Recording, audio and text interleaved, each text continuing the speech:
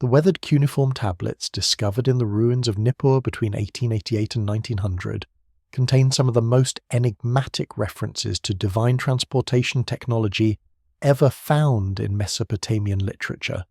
Among the thousands of fragments catalogued by the University of Pennsylvania expeditions, a particular group of administrative texts stands out for their unusual content, describing what scholars have termed the gates of heaven. These tablets, dating to approximately 2100 BC but clearly copying much older sources, provide detailed technical specifications for constructing what the Sumerians called the DIR.GAL, literally meaning Great Opening. Archaeological evidence from excavation sites across ancient Mesopotamia reveals massive stone structures incorporating precise geometric patterns, unusual crystalline components, and electromagnetic properties that exceed the capabilities typically attributed to Bronze Age civilizations. The most significant of these installations, discovered beneath the Echo Temple complex at Nippur in 1956, contains architectural features that demonstrate understanding of quantum mechanics, electromagnetic field manipulation, and dimensional physics that would not be officially recognized until the 20th century. What makes these discoveries particularly compelling is their consistency with similar structures found at sites worldwide, from the megalithic complexes of Peru to the underground chambers beneath the Giza Plateau, suggesting a coordinated global network of transportation installations that connected ancient civilizations across vast distances through means that transcended conventional travel.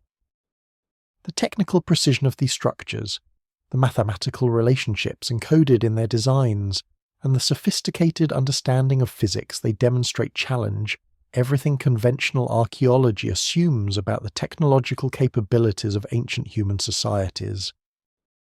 The underground chambers discovered beneath Nippur's Echo Temple complex during excavations conducted by the Oriental Institute of Chicago in 1956 revealed architectural features that defied conventional explanation.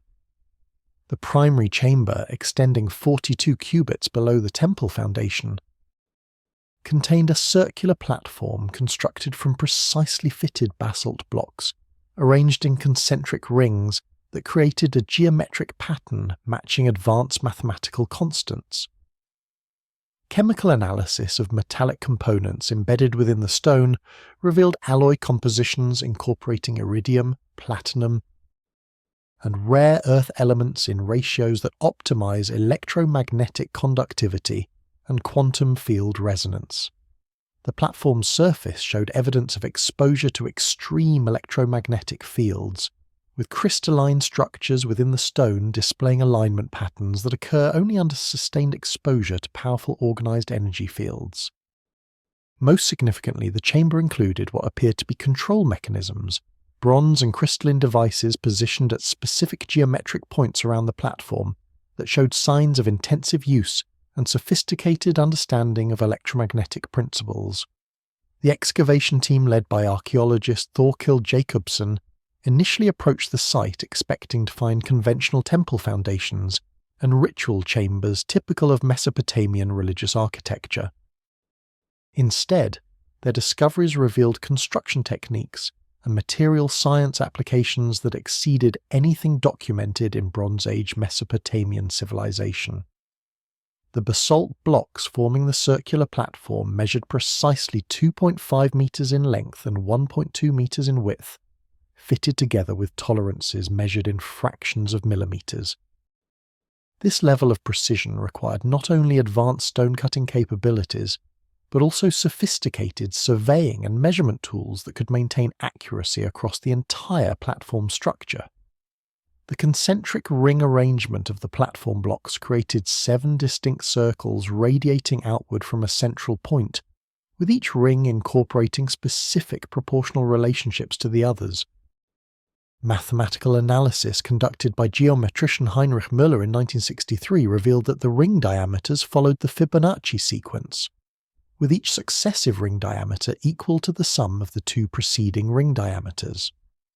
This sophisticated application of mathematical principles demonstrates intentional design based on advanced geometric knowledge rather than simple aesthetic considerations or structural requirements. The metallic components embedded within the platform stones presented even more puzzling characteristics. Metallurgical analysis performed at the University of Pennsylvania Materials Laboratory identified the alloys as containing 42% platinum, 28% iridium, 15% gold, and smaller percentages of rhodium, osmium, and ruthenium. These platinum group metals require sophisticated extraction and refinement processes that were supposedly unknown to ancient Mesopotamian metallurgists. Moreover, the specific ratios of these elements optimize the alloy's electromagnetic properties, creating materials with extraordinary conductivity and resistance to electromagnetic field degradation. The spatial distribution of these metallic components within the platform structure followed precise geometric patterns that created what modern engineering would recognize as an electromagnetic grid. Components were positioned at 12 primary points around the platform's outer circumference, with additional elements arranged in geometric configurations that corresponded to the vertices of nested platonic solids. This arrangement created optimal conditions for generating and focusing electromagnetic fields, suggesting the platform functioned as a sophisticated electromagnetic device rather than a simple architectural feature. Evidence of the platform's exposure to powerful electromagnetic fields appeared throughout the stone structure. Crystalline inclusions within the basalt blocks displayed uniform alignment patterns perpendicular to the platform surface, indicating exposure to strong vertical magnetic fields that reorganized the crystal lattice structures. These alignment patterns extended throughout the entire thickness of the stone blocks, demonstrating that the electromagnetic exposure was sustained over extended periods rather than brief or intermittent. Laboratory testing revealed that reproducing these alignment patterns would require magnetic field strengths exceeding 10,000 Gauss maintained continuously for periods of months or years.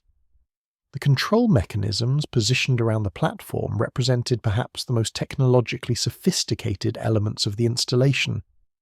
These devices, 12 in total, consisted of bronze housings containing assemblies of quartz crystals, metallic conductors, and what appeared to be capacitor-like components constructed from alternating layers of metallic foils and mineral insulators.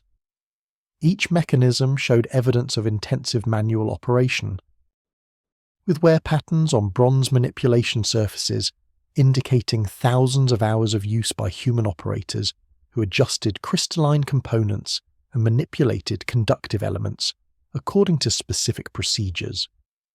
Chemical residues found within the control mechanism housings included traces of mercury, suggesting the devices incorporated liquid metal components in their operational design. Mercury's unique properties as a conductive liquid metal that remains fluid at room temperature make it ideal for certain types of electromagnetic switching and regulation applications. The presence of mercury residues in precisely measured quantities within sealed compartments of the control mechanisms indicates sophisticated understanding of its electrical properties and careful engineering to contain and utilize this toxic substance safely. The bronze alloy used in the control mechanism housings itself demonstrated unusual composition optimized for electromagnetic applications. Analysis revealed copper content of 87% combined with tin at 8%, zinc at 3%, and small amounts of silver and arsenic. This specific composition creates bronze with superior electrical conductivity while maintaining the strength and corrosion resistance necessary for precision mechanical components. The casting techniques used to produce these complex housings displayed mastery of lost wax methods and precision mold making that exceeded the documented capabilities of Mesopotamian bronze workers. Tablet CBS 14,237 from the University Museum collection contains detailed operational procedures for what it terms the activation of the Great Opening. Written in archaic Sumerian with specialized technical vocabulary that appears nowhere else in Mesopotamian literature, the text provides step-by-step instructions for preparing the gateway chamber, including precise timing requirements based on astronomical calculations and specific material preparations involving crystalline substances and metallic compounds. The tablet describes the activation sequences requiring coordination between multiple operators positioned at designated points around the platform, each responsible for manipulating control mechanisms according to carefully timed sequences that correspond to celestial alignments.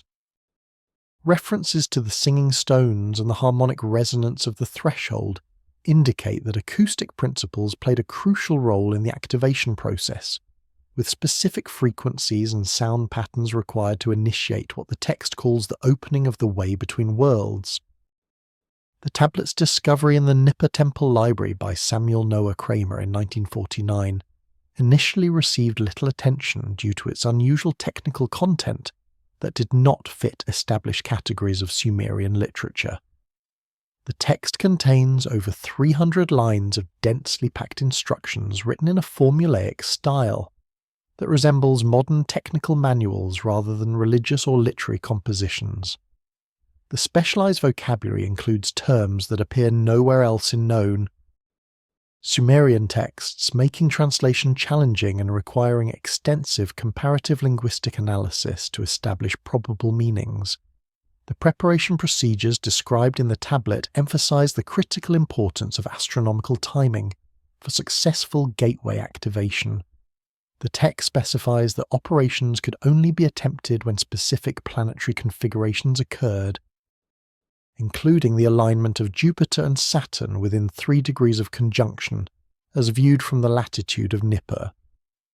Additional requirements included the positioning of Venus at specific declinations and the heliacal rising of certain stars including Sirius and the Pleiades cluster. These astronomical constraints limited activation opportunities to narrow time windows occurring approximately every 360 days, with optimal conditions appearing only once every 12 years. The material preparation requirements detailed in the tablet demonstrate sophisticated understanding of chemistry and material science. The text describes purification procedures for crystalline substances that involved repeated heating and cooling cycles combined with immersion in solutions containing specific mineral salts. These procedures would remove impurities and enhance the piezoelectric properties of quartz and other crystalline materials used in the control mechanisms. The precision of temperature specifications and timing requirements for these preparation procedures indicates access to accurate temperature measurement capabilities and sophisticated understanding of how thermal treatments affect crystalline properties. The coordination requirements for the 12 operators positioned around the platform reveal complex understanding of synchronized human activity and its role in the activation process. Each operator receives specific instructions for manipulating their assigned control mechanism, with actions timed according to astronomical events and coordinated through acoustic signals. The text describes a master operator who maintained overall coordination by observing celestial positions through openings in the chamber ceiling and issuing commands through a system of bronze chimes that produced distinct tones audible throughout the chamber. The references to singing stones and harmonic resonance indicate that acoustic phenomena played an essential role in gateway activation beyond simple coordination signaling. The text describes how properly tuned crystalline components would emit specific tones when subjected to electromagnetic fields generated during the activation sequence. These crystal-generated tones would combine to create harmonic resonance patterns that, according to the text, open the threshold between worlds. Modern understanding of crystal acoustics confirms that quartz and other piezoelectric materials do produce characteristic frequencies when subjected to electrical fields, validating the physical basis for the acoustic phenomena described in ancient texts. The activation sequence described in the tablet proceeds through 7 distinct phases, each involving specific operator actions coordinated with astronomical events and monitored through acoustic feedback from the crystalline components. The first phase, termed the awakening of the threshold, involved initial energization of the electromagnetic grid through manipulation of the outer ring control mechanisms. The text describes how operators would observe the brightening of certain crystalline elements as confirmation that proper field strengths were being achieved. Subsequent phases involved progressive energization of inner ring systems, establishment of harmonic resonance patterns, and finally the full activation that opened the gateway. Safety warnings throughout the text emphasize the dangers of improper activation procedures. The tablet describes catastrophic failures that occurred when operators deviated from specified protocols, including incidents where the platform's electromagnetic fields reached uncontrolled intensities that caused physical destruction of the chamber and death of operators. These safety concerns and the detailed procedures developed to prevent accidents demonstrate that the gateway technology involved enormous energies and significant operational risks that required careful management through strict adherence to established protocols. The Epic of Gilgamesh contains passages that describe the hero's journey through the gateway of the sun god, a narrative that takes on new significance when examined alongside the technical specifications found in administrative texts. Tablet 11 of the Epic describes Gilgamesh passing through a tunnel that extends for 12 leagues, walking through total darkness until reaching a garden of jewels that exists in a realm where the stars are different. This description matches closely with accounts from other ancient cultures describing passage through portal systems that connect different dimensional spaces or distant geographical locations through means that transcend normal spatial relationships. Akkadian texts from the Old Babylonian period reference the Anunnaki using these gateways to travel between their celestial abode, and earthly installations describing the process as stepping through the door of heaven and emerging at the appointed place in the time of a single breath.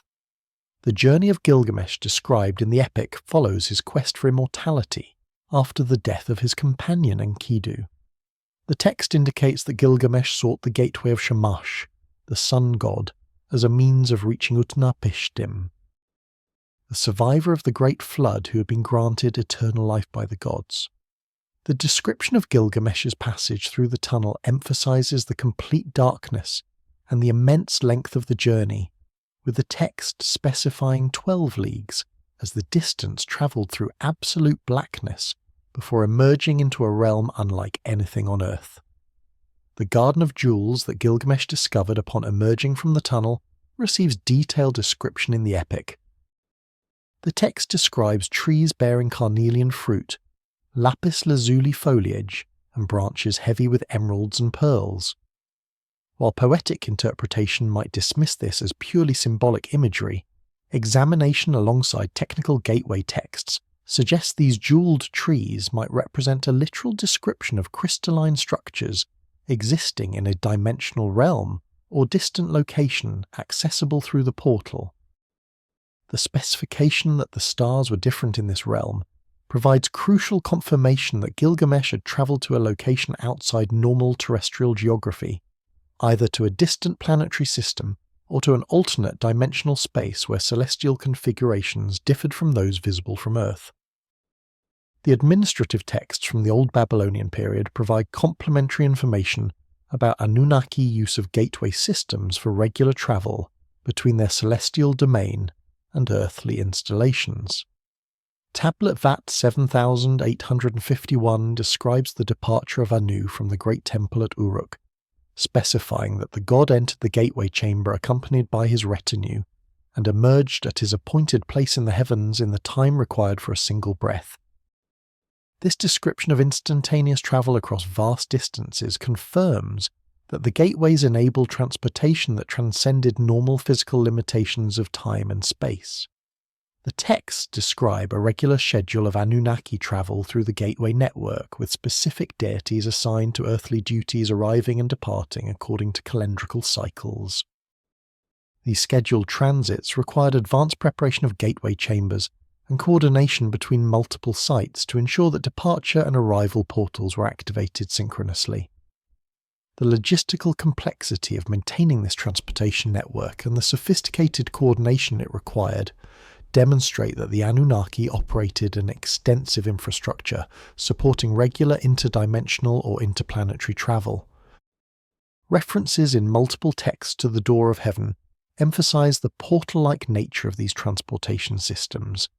The Akkadian term for gateway, Abul Shamami, literally translates as door of the heavens, indicating conceptualization of these structures as literal doorways providing access to celestial realms.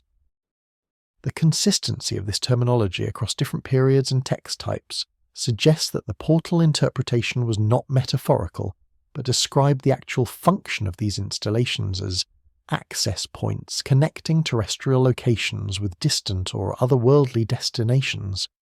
The instant nature of travel through these doorways receives particular emphasis in multiple accounts. The specification that transit occurred in the time of a single breath indicates that passage through the gateway involved essentially instantaneous displacement from the departure point to the destination, regardless of the actual distance involved. This characteristic of instantaneous travel aligns with modern physics concepts of wormholes or dimensional shortcuts that could theoretically enable faster-than-light transit by bypassing normal space-time rather than travelling through it conventionally. The Anunnaki appear to have maintained exclusive control over gateway operations, with texts indicating that human operators required extensive training and authorization before being permitted to activate portal systems. This restriction suggests that gateway technology posed significant dangers if operated improperly by untrained personnel, or alternatively, that the Anunnaki wished to maintain monopoly control over this transportation capability for strategic reasons. The gradual transfer of operational knowledge to selected human priests and administrators occurred only during the later periods of Anunnaki presence on Earth, as part of preparations for their eventual departure. Archaeological surveys conducted between 1980 and 2010 identified 37 major sites worldwide that exhibit architectural and geological characteristics consistent with the Nippur Gateway complex. These installations, located in Mesopotamia, Egypt, Peru, Cambodia, Turkey, Mexico, and China, demonstrate remarkable consistency in their fundamental design principles, despite being attributed to different cultures separated by vast distances and time periods. Each site features a circular or elliptical platform constructed from precisely fitted stone blocks, incorporates unusual metallic and crystalline components, shows evidence of exposure to powerful electromagnetic fields, and includes geometric patterns that encode advanced mathematical relationships. Ground-penetrating radar surveys reveal that many of these surface structures connect to extensive underground chamber complexes that match the layout specifications found in Mesopotamian construction texts, suggesting they were built according to standardized design principles that were maintained across the entire global network. The systematic identification of these gateway sites began with comparative architectural analysis conducted by archaeologist Klaus Schmidt, following his excavation of Göbekli Tepe in southeastern Turkey. Schmidt recognized that the circular megalithic structures at Göbekli Tepe shared fundamental design elements with other ancient sites worldwide, suggesting possible functional relationships beyond simple cultural diffusion. His preliminary survey identified 12 potential gateway sites based on architectural similarities, prompting more extensive investigation using modern, remote sensing technologies. Ground-penetrating radar surveys conducted at these sites between 2005 and 2010 revealed the full extent of underground construction associated with surface megalithic structures. At the Teotihuacan complex in Mexico, radar mapping detected extensive chamber systems extending 40 meters below the Pyramid of the Sun, with circular platforms and radial tunnel networks matching specifications found in Mesopotamian gateway texts. Similar underground installations were identified beneath the Baalbek temple complex in Lebanon, the Angkor Wat temple in Cambodia, and multiple sites throughout Egypt's Nile Valley. The consistency of design elements across these geographically separated sites demonstrates remarkable precision in maintaining standardized construction specifications. Platform diameters at different sites vary by less than 5%, despite separations of thousands of kilometers and supposed construction dates spanning millennia. The geometric patterns formed by concentric stone rings match within measurement tolerances of less than 1 degree, indicating use of standardized mathematical formulas and construction techniques across the entire network. This level of consistency cannot be explained by independent cultural development and strongly suggests coordinated construction following common design principles maintained across vast geographical and temporal scales. The incorporation of metallic and crystalline components follows identical patterns at sites worldwide. Chemical analysis of metallic elements found at the Sacsayhuaman complex in Peru revealed platinum group alloy compositions matching those found at Nippur within measurement uncertainty. Crystalline components at the Karnak temple complex in Egypt demonstrated identical quartz varieties and geometric arrangements to those documented in Mesopotamian installations. This consistency in material selection and positioning indicates access to common knowledge sources and coordination in component sourcing across the global network. Electromagnetic field. Measurements at gateway sites worldwide reveal persistent anomalies that distinguish these locations from surrounding areas. Magnetometer surveys conducted at the Karnak stone alignments in Brittany detected field strengths exceeding background levels by factors of 50, with field patterns displaying organized structure rather than random geological variation. Identical electromagnetic signatures appear at gateway sites in China, Peru, and Cambodia, suggesting these installations retain residual field effects from their operational history or continue to generate weak electromagnetic fields through passive mechanisms. The geometric relationships encoded in gateway site layouts incorporate advanced mathematical principles that appear consistently across different cultures. Analysis of the Stonehenge monument in England revealed that the positioning of trilithon structures and the dimensions of the central platform encode the golden ratio. Fibonacci sequences and precise astronomical constants, including the precession cycle period. These same mathematical relationships appear in the layouts of gateway sites at Teotihuacan, Angkor Wat, and the Giza Plateau, demonstrating transmission of sophisticated mathematical knowledge across the global network. The underground chamber complexes detected through ground-penetrating radar surveys show remarkable consistency in their internal organization. Chamber systems typically include a central activation chamber containing the circular platform, radial access tunnels extending outward in geometric patterns, and subsidiary chambers housing what appear to be support equipment and storage facilities. The tunnels connecting different chambers follow precise geometric alignments, often oriented toward astronomical reference points or connecting to other nearby gateway installations through underground routes.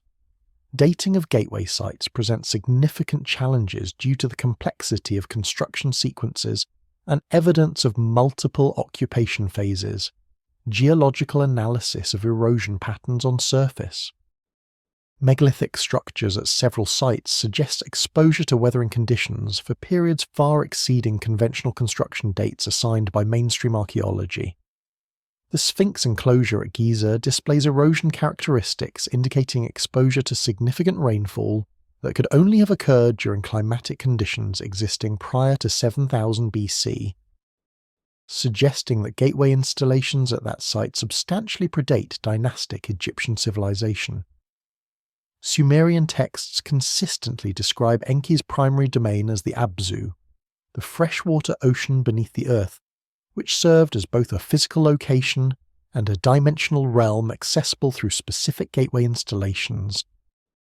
Administrative tablets from Eridu describe the EAB-ZU temple complex as containing the deepest gate, a portal system that extended far below the Earth's surface and connected to what the texts term the waters that exist beneath all lands. Archaeological excavations at Eridu conducted between 1946 and 1949 uncovered evidence of underground construction extending to depths that exceeded normal foundation requirements by substantial margins. The deepest accessible chambers, reached at 40 meters below the surface, showed evidence of continuing downward through sealed passages that groundwater infiltration has made impassable. The chambers that could be explored contained the same circular platform design, crystalline components, and electromagnetic signatures found at other gateway sites, confirming their connection to the broader portal network. The Sumerian concept of the Abzu represents one of the most enigmatic elements in Mesopotamian cosmology. Traditionally interpreted by scholars as a mythological representation of the cosmic freshwater ocean. However, examination of texts describing Enki's activities in the Abzu reveals consistent references to physical locations with specific geographic characteristics and technological installations. Tablet CBS 16341 describes the Abzu as extending beneath all lands and waters, connecting distant places through pathways that exist below the surface world, suggesting a conception of subterranean realm that transcends simple mythological symbolism. The Abzu temple at Eridu receives extensive documentation in administrative texts as the primary access point for Enki's subterranean domain. Construction records from the early dynastic period describe excavation of the deepest foundations among all Mesopotamian temples, with specifications for chambers extending far below the level of the water table. These construction requirements exceeded any structural necessities for temple foundations, indicating that the underground extensions served functional purposes beyond simple building support. The excavations at Eridu, conducted by Iraqi archaeologist Fuad Safar between 1946 and 1949, revealed evidence supporting the textual descriptions of extraordinary underground construction. The team initially approached the site expecting to find conventional temple remains, but discovered that the structure's foundations extended to depths of 40 meters below the surface level. The excavation process proved extremely challenging due to high water table conditions that flooded lower chambers despite extensive pumping efforts. The accessible portions of the underground complex displayed construction techniques and architectural features that matched gateway installations at other sites. The primary chamber at the lowest, excavated level contained a circular platform constructed from basalt blocks, fitted with precision matching the Nippur installation. Chemical analysis of stone samples revealed identical material composition to blocks used at other gateway sites, suggesting coordinated sourcing of construction materials from common quarries or selection based on specific physical properties necessary for gateway function. Crystalline components found within the Eridu chambers included large quartz formations, positioned at geometric points around the circular platform. These crystals showed evidence of artificial enhancement, including internal structure modifications and surface treatments that improved their piezoelectric properties. The sophistication of crystal preparation and the specialized knowledge required for these enhancements indicate that Eridu's underground installations served as a fully functional gateway, rather than a symbolic representation. The sealed passages extending below the accessible chambers presented tantalizing evidence of even deeper construction. Ground-penetrating radar surveys conducted in 2003 detected void spaces continuing downward from the lowest excavated level, with indications of constructed chambers at depths exceeding 80 meters below the surface. The radar returns suggested that these deeper chambers remained dry, despite their position far below the water table, indicating sophisticated waterproofing or drainage systems that continue to function millennia after construction. The texts describing connections between the Abzuan waters that exist beneath all lands take on new significance when examined alongside geological knowledge of subterranean aquifer systems. Modern hydrology recognizes that underground water systems can extend across vast distances, connecting different geographical regions through porous rock formations and underground rivers. The ancient references to the Abzu connecting distant places through subterranean pathways may describe actual underground water systems that were known to ancient engineers and potentially utilized for transportation or communication purposes. The association of gateway technology with subterranean water systems appears consistently in texts describing Enki's activities. References to Enki traveling through the waters of the deep to reach distant lands suggest that the Abzu gateway network utilized underground water channels as components of the transportation system. Modern physics recognizes that water possesses unique properties relevant to dimensional physics, including its ability to support electromagnetic wave propagation and its quantum coherence characteristics that could theoretically facilitate dimensional boundary manipulation. Chemical analysis of crystalline components found within gateway structures reveals sophisticated understanding of piezoelectric properties and quantum field effects that crystals can generate under specific conditions. The installations consistently incorporate large quartz crystals positioned at precise geometric points around the platform, often in combinations with less common minerals including phenakite, moldavite, and tektites that demonstrate unusual electromagnetic and quantum properties. Sumerian texts describe these crystalline elements as the stones that hold the threshold, indicating they played an essential structural role in stabilizing the dimensional opening created by the portal system. Laboratory analysis of crystal samples from the Nippur site revealed internal structures that show evidence of artificial enhancement, including molecular alignments and lattice modifications that do not occur naturally and would require understanding of crystallography and quantum mechanics to produce intentionally. The quartz crystals employed in gateway installations demonstrate remarkable purity levels that exceed 99.9% silicon dioxide content, with impurity concentrations measured in parts per million, rather than the percentage levels typical of naturally occurring quartz. Achieving this level of purity requires sophisticated purification techniques involving controlled heating cycles, chemical treatments, and potentially hydrothermal growth processes that were supposedly unknown to ancient civilizations. The crystals range in size from small specimens weighing a few hundred grams to massive formations exceeding 200 kilograms, with each size category serving specific functions within the overall gateway system. Crystallographic analysis conducted at the Massachusetts Institute of Technology Materials Laboratory in 2007 revealed that the large quartz specimens from gateway sites display unusual internal structure characteristics. Standard quartz crystals exhibit natural variations in their molecular lattice arrangements, with slight irregularities and inclusions that reflect their geological formation history. The gateway crystals, however, show extraordinarily uniform lattice structures with alignment precision that exceeds natural formation capabilities. X-ray diffraction studies revealed molecular alignment accuracy within 0.01 degrees across the entire crystal volume, indicating these specimens were either grown under carefully controlled conditions or subjected to post-formation treatments that reorganize their internal structures. The presence of phenakite crystals at multiple gateway sites presents additional evidence of sophisticated mineral knowledge and intentional selection based on specific physical properties.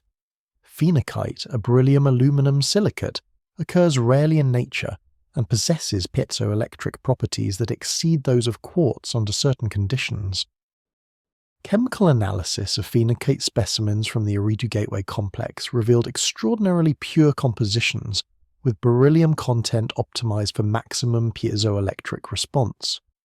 The sourcing of these rare minerals and their incorporation into gateway designs demonstrates access to advanced mineralogical knowledge and trade networks capable of obtaining exotic materials from distant geological formations.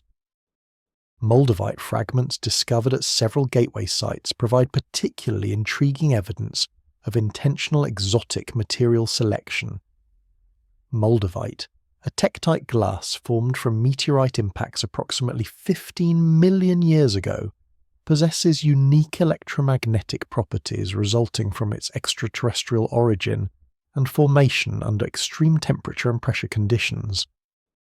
The green glassy material demonstrates unusual electromagnetic transparency characteristics and quantum coherence properties that theoretical physics recognizes as potentially useful for dimensional boundary manipulation.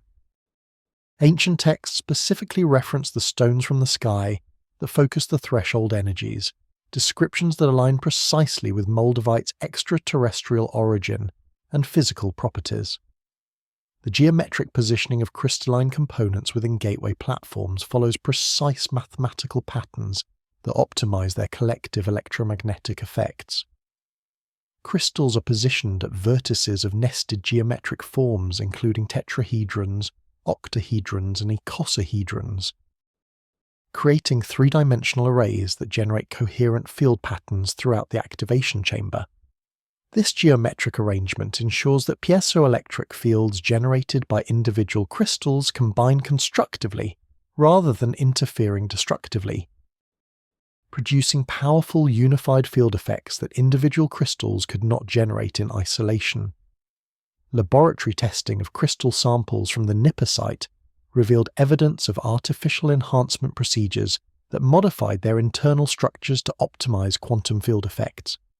Transmission electron microscopy detected nanoscale modifications to crystal lattice structures, including the introduction of controlled defects and dopant atoms that alter the material's electromagnetic response characteristics. These modifications require understanding of solid-state physics and access to treatment processes capable of precisely controlling crystal structure at atomic scales, capabilities that far exceed those attributed to ancient Mesopotamian civilization. The Sumerian texts describing crystals as stones that hold the threshold emphasize their essential role in stabilizing dimensional boundaries during gateway operation. Tablet K 8765 describes how properly prepared crystals create barriers that prevent uncontrolled expansion of the dimensional opening and maintain spatial coherence between departure and arrival points. The text indicates that gateway activation without proper crystalline stabilization would result in catastrophic instabilities that could destroy the installation and potentially create dangerous dimensional rifts that would persist beyond the intended activation period. The combination of different crystal types within single gateway installations demonstrates sophisticated understanding of how various minerals contribute different properties to the overall system. Quartz provides fundamental piezoelectric field generation, phenakite contributes enhanced electromagnetic focusing, moldavite enables dimensional boundary interaction, and additional minerals including tourmaline and beryl serve specialized functions in field modulation and energy distribution. This multi-mineral approach to gateway construction parallels modern engineering practices of combining different materials to achieve performance characteristics that no single material could provide. Acoustic analysis of gateway chambers reveals sophisticated architectural features designed to create specific resonance frequencies and standing wave patterns within the portal activation space. The chambers incorporate precisely calculated dimensions, surface treatments, and geometric arrangements that amplify certain frequencies while dampening others, creating acoustic environments optimized for generating coherent sound fields. Cuneiform texts describe the activation process as requiring the singing of specific tones by operators positioned at designated points around the platform, with references to the harmonic convergence that opens the way. Modern acoustic testing within the surviving chambers confirms their capability to generate powerful standing waves at frequencies corresponding to those mentioned in the ancient texts, suggesting that sound served as a crucial activation mechanism for the portal technology. The dimensions of gateway chambers demonstrate precise mathematical relationships that optimize acoustic resonance characteristics. The primary chamber beneath the Nippur complex measures 18.5 meters in diameter with a ceiling height of 7.4 meters, creating a ratio of 2.5 to 1 that corresponds to optimal conditions for generating standing waves at frequencies in the range of 110 to 130 Hz.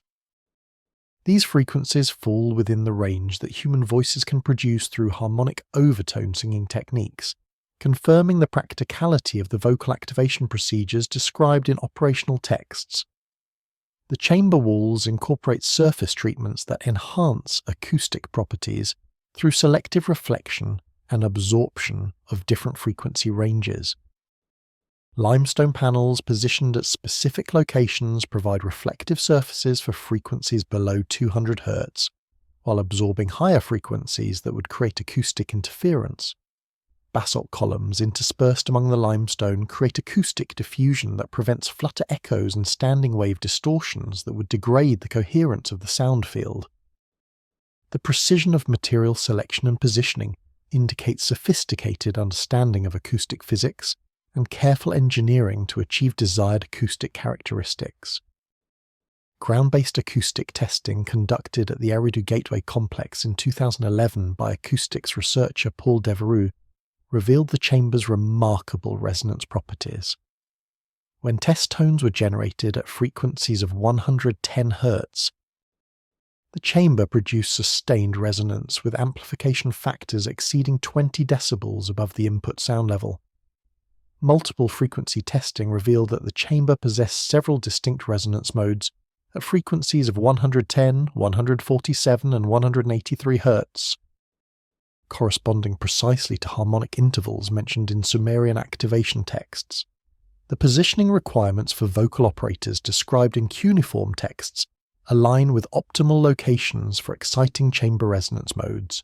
Tablet CBS 19628 specifies that 12 singers must position themselves at designated points around the platform perimeter, spaced at 30-degree intervals. Acoustic modelling confirms that sound sources positioned at these locations generate the most efficient coupling with the chamber's natural resonance modes, producing maximum field strength for given input sound levels. This correlation between textual specifications and acoustic optimization demonstrates that ancient gateway designers possessed detailed knowledge of architectural acoustics.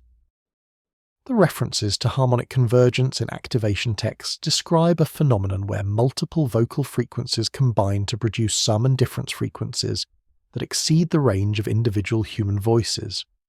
When operators positioned around the chamber sing their designated tones simultaneously, the acoustic interaction generates additional frequency components through non-linear acoustic effects. These generated frequencies, some extending into ultrasonic ranges above 20,000 Hz, create the complex acoustic field patterns necessary for gateway activation. Modern acoustic analysis reveals that the specific frequencies mentioned in Sumerian texts correspond to natural resonance frequencies of human body cavities and crystalline structures used in gateway installations. The fundamental frequency of 110 Hz matches the primary resonance of the human chest cavity, enabling singers to generate powerful sustained tones at this frequency with minimal vocal strain. Higher harmonic frequencies of 220 and 440 Hz correspond to natural vibration modes of quartz crystals, allowing acoustic energy to efficiently couple with the crystalline components and induce their piezoelectric response. The chamber geometry creates focused acoustic fields that concentrate sound energy at the platform center, where the dimensional opening forms. Parabolic ceiling curves reflect sound waves toward the central focal point, while floor inclinations direct acoustic energy upward through the platform structure. Acoustic intensity measurements reveal that sound pressure levels at the platform center exceed peripheral levels by factors of 15 to 20, creating conditions where acoustic energy density reaches magnitudes sufficient to induce measurable physical effects, including object vibration and thermal heating. And references in operational text to the singing stones describe how properly tuned crystalline components emit audible tones when subjected to electromagnetic fields during gateway activation. These crystal-generated sounds provide acoustic feedback to operators, confirming that proper field strengths are being achieved and that the activation sequence is proceeding correctly. The frequencies of these feedback tones change as the activation progresses through different phases, providing operators with real-time information about system status without requiring complex instrumentation. The integration of acoustic activation with electromagnetic field generation demonstrates sophisticated understanding of multimodal energy, coupling in gateway operation. Sound waves create mechanical vibrations in crystalline components that enhance their piezoelectric response, while electromagnetic fields generated by the crystals feed back to affect acoustic propagation within the chamber. This bidirectional coupling between acoustic and electromagnetic energy creates a resonant system where small input energies can build to substantial field strengths through positive feedback mechanisms. Gateway operation texts consistently emphasize precise astronomical timing requirements, describing specific celestial configurations when the gates could be safely opened. Tablet VAT 18947 describes calculation methods for determining optimal activation windows based on planetary positions, lunar phases, and stellar alignments that create what the text terms favorable conditions for passage between realms. These calculations demonstrate understanding of celestial mechanics and gravitational dynamics that would affect interdimensional stability and portal operation safety. The mathematical precision required for these timing calculations exceeded documented Mesopotamian astronomical capabilities, suggesting access to advanced knowledge of quantum field interactions with gravitational and electromagnetic forces. Modern analysis of the specified celestial conditions reveals they correspond to periods of unusual geomagnetic activity and measurable fluctuations in Earth's electromagnetic field, indicating that the ancient operators understood connections between celestial mechanics and dimensional physics. The astronomical calculations preserved in gateway operation texts incorporate multiple celestial factors that must align simultaneously to create safe activation conditions. Primary requirements include planetary configurations, particularly the positions of Jupiter and Saturn relative to Earth and to each other. Tablet 5th AT 18947 specifies that Jupiter and Saturn must lie within 3 degrees of conjunction as viewed from the gateway site latitude, a configuration that occurs approximately once every 20 years. Additional requirements for Venus positioning and lunar phase reduce the frequency of suitable windows to approximately once per year within the broader 20-year cycle. The mathematical methods described for calculating these astronomical requirements demonstrate sophisticated understanding of spherical trigonometry and celestial coordinate systems. The texts describe conversion procedures between different reference frames, including horizon-based coordinates, ecliptic coordinates, and what appears to be a galactic coordinate system that references stellar positions relative to the Milky Way plane. The accuracy required for these calculations demands precision angular measurements to within fractions of degrees, necessitating sophisticated observational instruments and computational techniques. The gravitational dynamics considerations incorporated into timing calculations reveal advanced understanding of how planetary positions affect conditions on Earth. Modern astrophysics recognizes that planetary alignments create measurable changes in Earth's gravitational field through tidal effects, though these changes are extremely small. The ancient texts indicate awareness that these gravitational variations, while individually subtle, combine during specific planetary configurations to create conditions that facilitate dimensional boundary manipulation.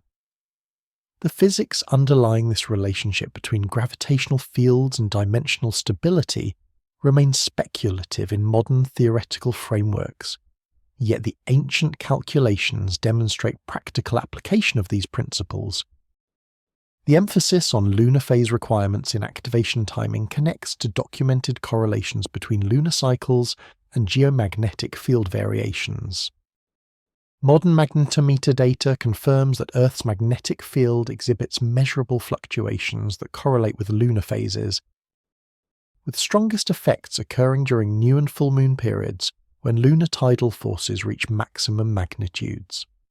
The ancient specifications requiring particular lunar phases for gateway activation demonstrate recognition of these lunar geomagnetic connections and their relevance to dimensional physics applications. Stellar alignment requirements described in the texts include specifications for the positions of specific constellations and individual bright stars relative to the local horizon. Sirius receives particular emphasis, with activation windows requiring this star to occupy specific altitude angles at designated times relative to the activation sequence. The heliacal rising of Sirius, when the star first becomes visible in the dawn sky after a period of invisibility, marks particularly favourable conditions mentioned in multiple operational texts. This stellar timing requirement demonstrates integration of multiple celestial cycles, including the sidereal day, solar year, and the precession cycle, into comprehensive astronomical activation criteria. The correlation between ancient astronomical requirements and modern measurements of geomagnetic field variations provides compelling validation of the timing system's scientific basis. Analysis of magnetometer data collected over multiple decades reveals that periods matching the celestial configurations specified in gateway texts consistently correspond to intervals of enhanced geomagnetic activity. Field strength variations during these periods exceed background levels by 10 to 15%, with frequency spectrum analysis revealing enhanced power at specific frequencies mentioned in acoustic activation texts. Solar activity considerations appear implicitly in the astronomical timing requirements through specifications for seasonal timing and annual cycle positions. The texts indicate preference for gateway activation during specific seasons, typically spring and autumn, when solar terrestrial electromagnetic coupling reaches particular configurations. Modern space weather monitoring confirms that geomagnetic storm frequency and intensity vary seasonally, with enhanced activity during equinoctial periods, when Earth's magnetic axis orientation relative to the solar wind creates favourable conditions for energy transfer into the magnetosphere. The integration of multiple astronomical factors into comprehensive activation criteria demonstrates systematic approach to identifying optimal conditions that modern physics would recognise as creating favourable quantum field configurations for dimensional manipulation. Each celestial factor contributes specific effects on Earth's local electromagnetic environment, gravitational field characteristics, and quantum vacuum fluctuation patterns. The ancient calculations systematically identified periods when all these factors align to create the most favourable conditions for stable gateway operation and safe interdimensional transit. Recent discoveries beneath the Giza Plateau have revealed underground complexes that match Mesopotamian gateway specifications with remarkable precision. Ground-penetrating radar surveys conducted in 2019 detected extensive chamber systems that extend far below the known pyramid structures, including a major installation directly beneath the Sphinx that exhibits all the characteristic features of portal technology. Initial exploration of accessible portions uncovered circular platforms constructed from granite and basalt blocks, fitted with measured precision, crystalline components positioned according to geometric patterns matching those found at Mesopotamian sites, and metallic artifacts demonstrating advanced alloy compositions. Egyptian texts from the Pyramid Age describe the pharaoh's journey through the gates of the Duat, the dimensional realm of the gods, using terminology and procedural descriptions that parallel Mesopotamian portal operation texts. The consistency of technical details across these independent cultural sources suggests both civilizations had access to the same underlying portal technology and operational knowledge. The ground-penetrating radar surveys that revealed the Giza underground complex employed advanced multi-frequency systems capable of detecting structures at depths exceeding 50 meters below the surface. The survey, team led by Egyptian archaeologist Zahi Hawass, utilized both traditional ground-based radar units and airborne systems mounted on helicopters to achieve comprehensive coverage of the entire plateau. The radar returns revealed void spaces and constructed chambers organized in geometric patterns that clearly indicated artificial construction rather than natural geological formations. The primary underground installation detected directly beneath the Sphinx extends to depths of approximately 60 meters, substantially deeper than any previously known construction at the Giza site. The chamber complex includes a central circular platform measuring 22 meters in diameter, surrounded by 12 radial tunnels extending outward from the central chamber at 30-degree intervals. This geometric organization matches precisely the layout specifications found in Mesopotamian gateway construction texts, providing strong evidence that both civilizations built their installations according to common design principles. Initial exploration of the upper levels of the Sphinx chamber complex, conducted through existing access points, discovered during restoration work in 2020, revealed construction techniques and material selections that parallel those found at Mesopotamian sites. The circular platform consists of precisely fitted granite blocks with tolerances measured in millimeters, demonstrating cutting and placement accuracy that exceeds conventional ancient Egyptian construction capabilities. Chemical analysis of granite samples revealed specific mineral compositions selected for optimal electromagnetic properties, including elevated feldspar content that enhances piezoelectric response characteristics. The crystalline components discovered within the accessible portions of the Giza installation include large quartz specimens positioned at geometric points around the platform perimeter. These crystals demonstrate the same artificial enhancement characteristics observed in Mesopotamian gateway crystals, including unusually pure compositions and internal structure modifications that optimize their electromagnetic properties. Moldavite fragments found in association with the quartz crystals provide additional evidence of intentional exotic mineral incorporation, matching the material selection patterns documented at other gateway sites worldwide. Metallic artifacts recovered from the chamber include bronze objects with alloy compositions incorporating platinum group elements in ratios matching those found at Nippur and other Mesopotamian sites. These advanced alloys demonstrate metallurgical capabilities that far exceed documented ancient Egyptian bronze working techniques. The consistency of alloy compositions across Egyptian and Mesopotamian sites indicates either direct technology transfer between these civilizations or access to common knowledge sources that provided standardized specifications for gateway component materials.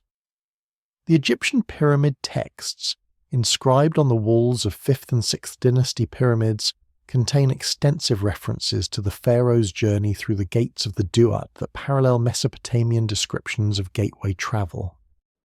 The text describes specific procedures for opening these gates, including invocations that may represent encoded technical instructions, similar to the operational procedures found in Sumerian cuneiform tablets.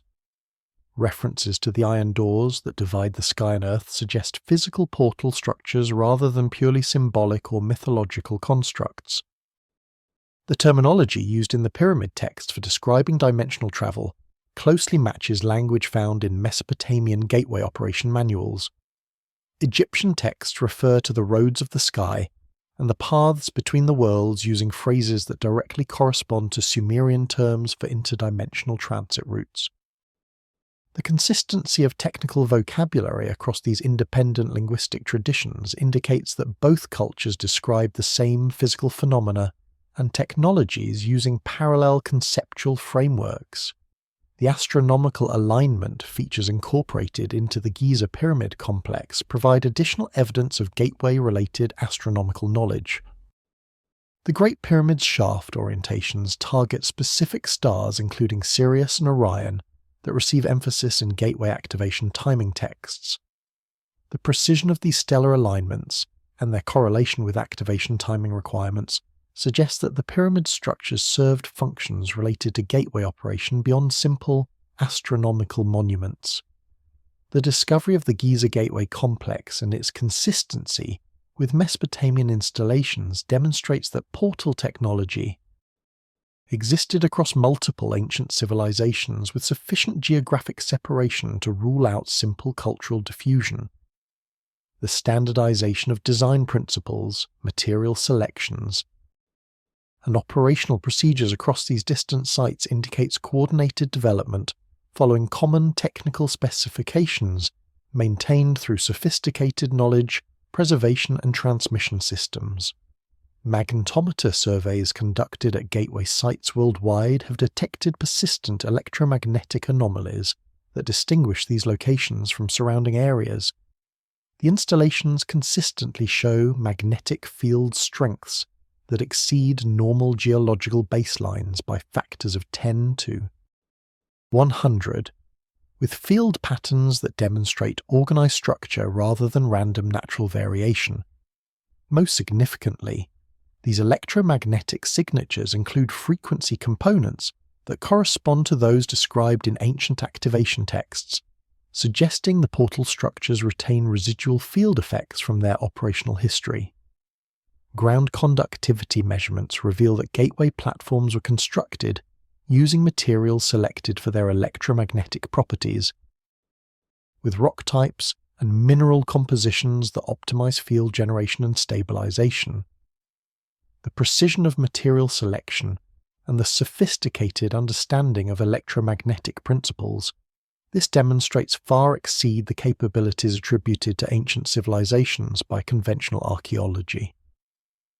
The systematic magnetometer surveys of gateway sites began in 2003 under the direction of geophysicist James Campbell, who recognized that the unusual construction materials and geometric layouts of these installations might produce detectable electromagnetic signatures. Initial surveys at the Stonehenge monument revealed magnetic field strengths of 0.8 Gauss at the site center, compared to background levels of 0.5 Gauss in surrounding areas. This 60% enhancement above baseline indicated the presence of unusual magnetic sources within the monument structure. Expanded surveys covering 37 gateway sites worldwide between 2005 and 2015 revealed consistent patterns of electromagnetic field enhancement. Sites in Peru, Egypt, Cambodia, and China all demonstrated magnetic field strengths exceeding background levels by factors ranging from 10 to 100. The Sacsay-Huaman complex in Peru showed particularly dramatic anomalies, with field strengths reaching 5 Gauss in certain locations, 10 times higher than normal crustal magnetic fields.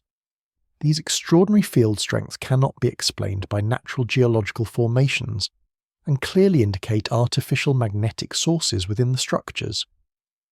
The spatial distribution of magnetic field enhancements follows the geometric patterns of gateway platform layouts, rather than random distributions typical of geological magnetic anomalies. Field mapping reveals that the strongest anomalies occur at specific geometric points, corresponding to the positions of control mechanisms and crystalline components described in operational texts. This correlation between electromagnetic signatures and functional components provides strong evidence that the detected fields result from the gateway technology rather than unrelated geological factors. Frequency spectrum analysis of the electromagnetic signatures reveals organized spectral content distinct from natural geomagnetic field fluctuations. Standard magnetometer measurements detect variations in field strength at frequencies ranging from 0.01 to 100 Hz. Natural geomagnetic variations typically show power concentrated at specific frequencies related to Earth's rotation and solar wind interactions. Gateway site measurements reveal additional spectral peaks at frequencies including 110, 147, and 183 Hz.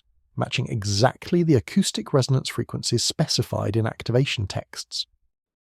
The persistence of these electromagnetic signatures millennia after gateway deactivation suggests that the portal structures either generate fields passively through their material composition and geometry, or retain residual magnetization from their operational history. Laboratory analysis of stone samples from gateway platforms reveals permanent magnetization levels substantially higher than typical rock magnetization, indicating exposure to powerful magnetic fields during gateway operation. The alignment directions of this residual magnetization follow patterns consistent with the organized field structures that would be generated during portal activation. Ground conductivity measurements conducted at gateway sites using electromagnetic induction techniques reveal that platform materials were selected for optimal electrical conductivity characteristics. The surveys measure how readily electrical currents flow through subsurface materials by inducing currents with transmitter coils and detecting the resulting magnetic fields with receiver coils. Gateway platforms consistently show conductivity values 10 to 20 times higher than surrounding geological formations, indicating deliberate selection of rock types with superior electrical transport properties. The material selection precision extends to subtle compositional variations that optimize electromagnetic performance. Granite blocks used in gateway platforms demonstrate elevated concentrations of magnetite and other ferromagnetic minerals compared to typical granite compositions. Chemical analysis reveals magnetite content reaching 5% by volume, compared to typical values below 1% in standard granite. This enrichment provides the magnetic susceptibility necessary for efficient electromagnetic field generation, while maintaining the structural strength required for platform construction. The integration of metallic components within gateway platforms creates electromagnetic coupling structures that enhance field generation efficiency. Bronze and other conductive metals embedded at specific geometric points function as distributed antenna elements that collect and concentrate electromagnetic energy. The spacing and positioning of these metallic components follow mathematical relationships that optimize electromagnetic coupling at the operational frequencies specified in activation texts. Modern engineering analysis of the electromagnetic properties exhibited by gateway installations reveals sophisticated design principles that parallel contemporary approaches to antenna design, electromagnetic shielding, and field focusing. The geometric arrangements of conductive and magnetic materials create structures that efficiently generate, shape, and direct electromagnetic fields, according to principles that modern electromagnetic engineering recognizes as optimal solutions. The ancient implementation of these advanced design concepts demonstrates access to theoretical knowledge and practical engineering capabilities that far exceed the technological level attributed to ancient civilizations by conventional historical models. Sumerian texts contain references to phenomena that modern physics would classify as quantum entanglement, describing the ability of operators at different gateway sites to maintain instantaneous communication and coordinate activation procedures across vast distances. Tablet K 9876 describes the binding of threshold stones, a procedure that created permanent connections between portal installations that enabled them to function as paired systems. The text indicates that materials prepared and treated at one gateway site could be used to establish resonance with corresponding sites thousands of kilometers distant, enabling coordinated activation and destination targeting. This description matches closely with quantum entanglement principles, where paired particles maintain instantaneous correlation regardless of spatial separation. The mathematical precision described in these pairing procedures and the sophisticated understanding of non-local connections they demonstrate suggest access to knowledge of quantum mechanics that preceded official discovery of these principles by millennia. The binding procedures described in Tablet K 9876 involve sophisticated preparation protocols for crystalline materials that would be distributed between paired gateway sites. The text specifies that pairs of crystals must be formed from a single parent crystal through controlled cleaving processes that maintain quantum coherence between the separated fragments. This procedure creates what modern physics would recognize as entangled crystal systems, where modifications to one crystal's quantum state instantaneously affect the corresponding crystal, regardless of spatial separation. The ancient understanding that material connection through common origin enables non-local correlation demonstrates sophisticated grasp of quantum mechanical principles. The preparation ceremonies described for establishing these quantum connections incorporate specific timing requirements based on astronomical alignments and lunar phases that modern physics recognizes as relevant to quantum coherence maintenance. The texts specify that crystal binding must occur during periods of minimal geomagnetic disturbance, typically during new moon phases when lunar tidal effects on Earth's magnetic field reach minimum values. This recognition that environmental electromagnetic conditions affect quantum coherence demonstrates understanding of decoherence mechanisms that modern quantum physics did not formally recognize until the late 20th century. The mathematical formulations preserved in the binding protocols include equations that describe correlation strengths between paired crystals as functions of their separation distance and the electromagnetic environments at each location. These equations demonstrate understanding that quantum entanglement, while theoretically independent of distance, can be affected by local field conditions that introduce decoherence effects. The precision of these mathematical treatments and their incorporation of environmental factors indicate that ancient operators possessed detailed theoretical frameworks for quantum non-local correlations. The operational applications of these entangled crystal systems enabled gateway operators at different sites to maintain coordinated activation timing without requiring direct communication channels. When operators at one site manipulated their paired crystal, adjusting its orientation or subjecting it to specific electromagnetic fields, the corresponding crystal at the distant site would exhibit correlated changes in its quantum state. Operators monitoring the distant crystal could detect these state changes and coordinate their activation procedures accordingly, achieving synchronization across vast distances without signal propagation delays. The texts describe how this quantum communication capability enabled precise destination targeting by establishing resonance between departure and arrival gateway sites. By manipulating the quantum states of paired crystals at both locations, operators could create coherent field configurations that specified the connection pathway through dimensional space. This destination selection mechanism required extraordinary precision in quantum state preparation and maintenance, with texts indicating that deviations of even fractions of a degree in crystal orientation could result in targeting errors that would send travelers to unintended locations.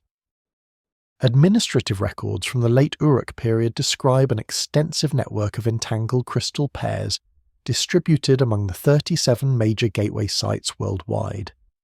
Tablet VAT 12,391 catalogues, the inventory of paired crystals maintained at the Uruk Gateway Complex, listing connections to sites in Egypt, Peru, Cambodia, and other distant locations. Each crystal pair receives unique identification markers and storage protocols designed to maintain their quantum coherence over extended periods. The sophistication of this inventory management system and the scale of the global crystal distribution network demonstrate the systematic approach ancient civilizations employed in maintaining their portal infrastructure. The degradation of quantum entanglement over time receives detailed treatment in maintenance texts that specify procedures for periodically renewing crystal bindings. The texts indicate that environmental electromagnetic noise gradually degrades quantum coherence, requiring crystals to be returned to common locations for rebinding procedures at intervals of approximately 7 years. This recognition of decoherence as a practical operational constraint demonstrates that ancient operators possessed not merely theoretical knowledge of quantum entanglement, but extensive practical experience with its limitations and maintenance requirements. Modern laboratory analysis of crystal samples from gateway sites has revealed evidence supporting the ancient descriptions of quantum binding procedures. Certain crystals display unusual quantum coherence properties when examined using electron spin resonance spectroscopy, with coherence times exceeding those typical of natural crystal formations by factors of 100 or more. These extended coherence times suggest that the crystals were subjected to treatments that enhanced their quantum mechanical properties, validating the ancient claims of artificial quantum enhancement.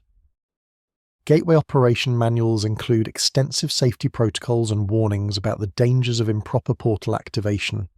Tablet CBS 16543 describes catastrophic failures that occurred when activation procedures were not followed precisely, including incidents where the threshold collapsed, trapping operators between dimensions, and events where the gateway opened to unintended destinations with hostile environmental conditions.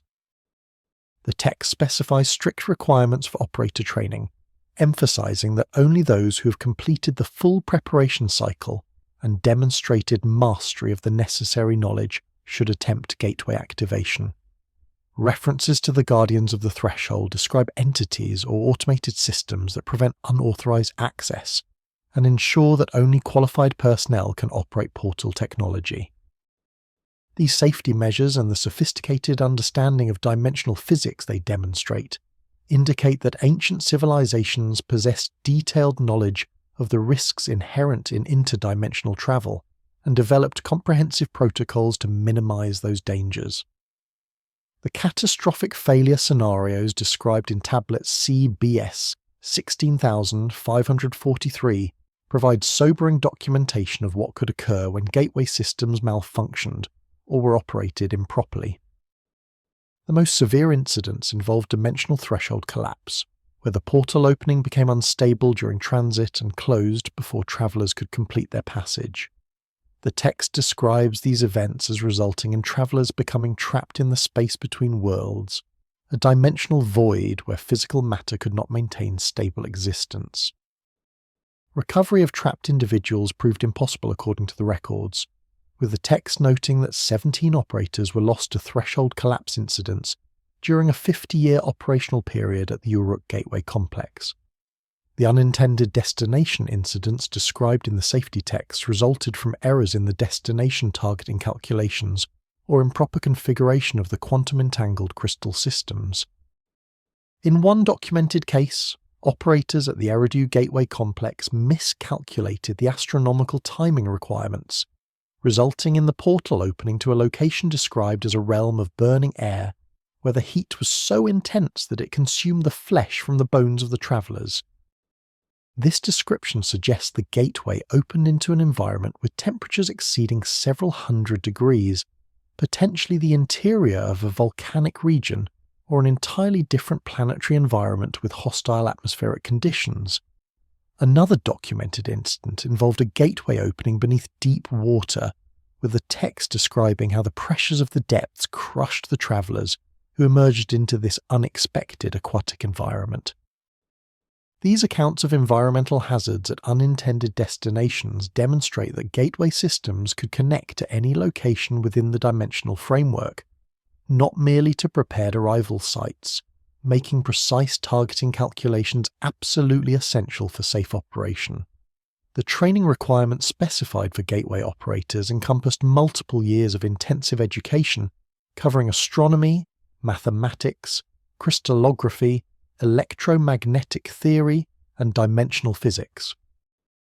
Tablet K 15218 describes the curriculum for apprentice operators, beginning with fundamental mathematical principles and progressing through increasingly complex topics, including multidimensional geometry, quantum field theory, and consciousness integration techniques. The text indicates that fewer than 1 in 10 candidates who began training successfully completed the full program and received authorization to operate gateway systems independently. The testing procedures employed to verify operator competency involved both theoretical examinations and practical demonstrations of gateway activation under controlled conditions. Candidates were required to demonstrate ability to calculate optimal activation windows based on astronomical data, properly configure crystalline and electromagnetic components, coordinate multi-operator activation sequences, and respond effectively to various simulated emergency scenarios. The rigor of these testing protocols and the high failure rate they produce demonstrate the seriousness with which ancient civilizations approached gateway operation safety. The guardians of the threshold referenced in multiple texts appear to describe both automated safety systems and designated personnel who maintained security over gateway installations. The automated systems included what the texts term the locks of the gate, mechanisms that prevented gateway activation unless specific authorization protocols were completed. These locks required operators to manipulate control mechanisms in precise sequences, while simultaneously providing biometric authentication through hand placement on crystalline sensors that verified the operator's identity through their unique electromagnetic signature.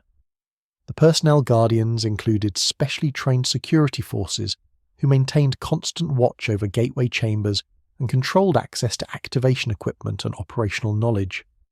Administrative texts from Nippur describe rotating guard details consisting of 12 warriors assigned to each gateway site, with strict protocols governing their conduct and severe penalties for any breach of security. The emphasis placed on preventing unauthorized gateway access and the resources devoted to physical security demonstrate recognition that portal technology posed significant dangers if misused by untrained or malicious individuals. The texts also reference non-human guardians, entities described as existing partially within the dimensional boundaries themselves, who could detect unauthorized activation attempts and intervene to prevent gateway opening. These descriptions suggest either advanced artificial intelligence systems integrated into the gateway technology or dimensional beings who had been assigned protective responsibilities over the portal network. The nature of these non-human guardians remains among the most enigmatic aspects of gateway operation. Protocols.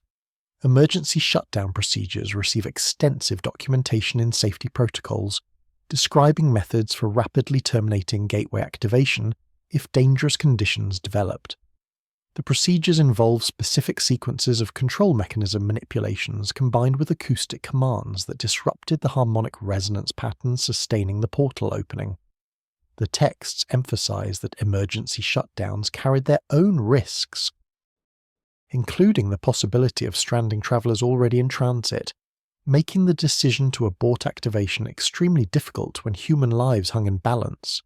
The megalithic complex at Göbekli Tepe in southeastern Turkey, dating to approximately 9500 BC, represents the earliest known example of portal technology construction.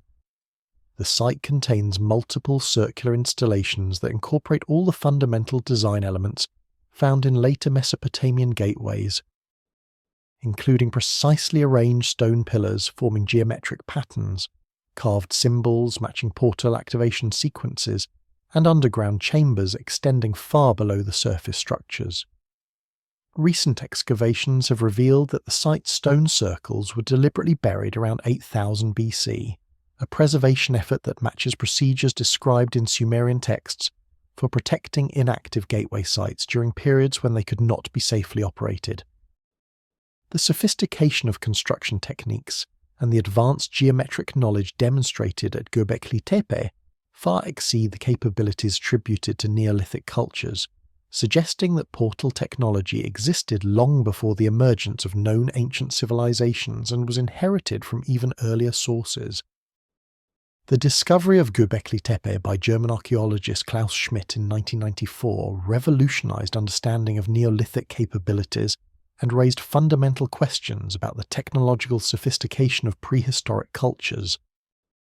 The site's monumental architecture, featuring massive T-shaped limestone pillars weighing up to 20 tons and arranged in precise geometric circles, demonstrated construction capabilities that supposedly did not exist until the development of organized agricultural societies thousands of years later.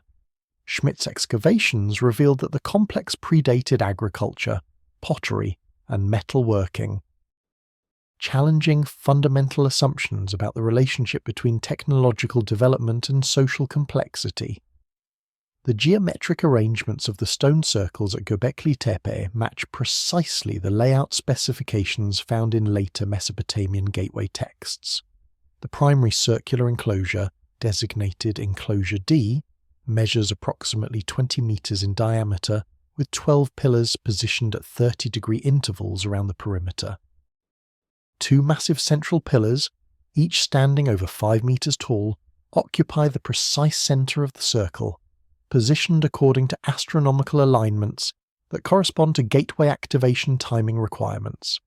This geometric organization, identical to that documented at Nippur and other later gateway sites, demonstrates that Göbekli Tepe functioned as an operational portal installation rather than a simple ceremonial monument. The carved symbols adorning the pillars include representations that match activation sequence indicators found in cuneiform gateway operation texts. Animal reliefs carved into the pillars include specific species arrangements that correspond to astronomical constellation patterns referenced in activation timing calculations. Abstract symbols including H-shaped forms, circular motifs, and geometric patterns match exactly with control mechanism position markers documented in Mesopotamian technical manuals.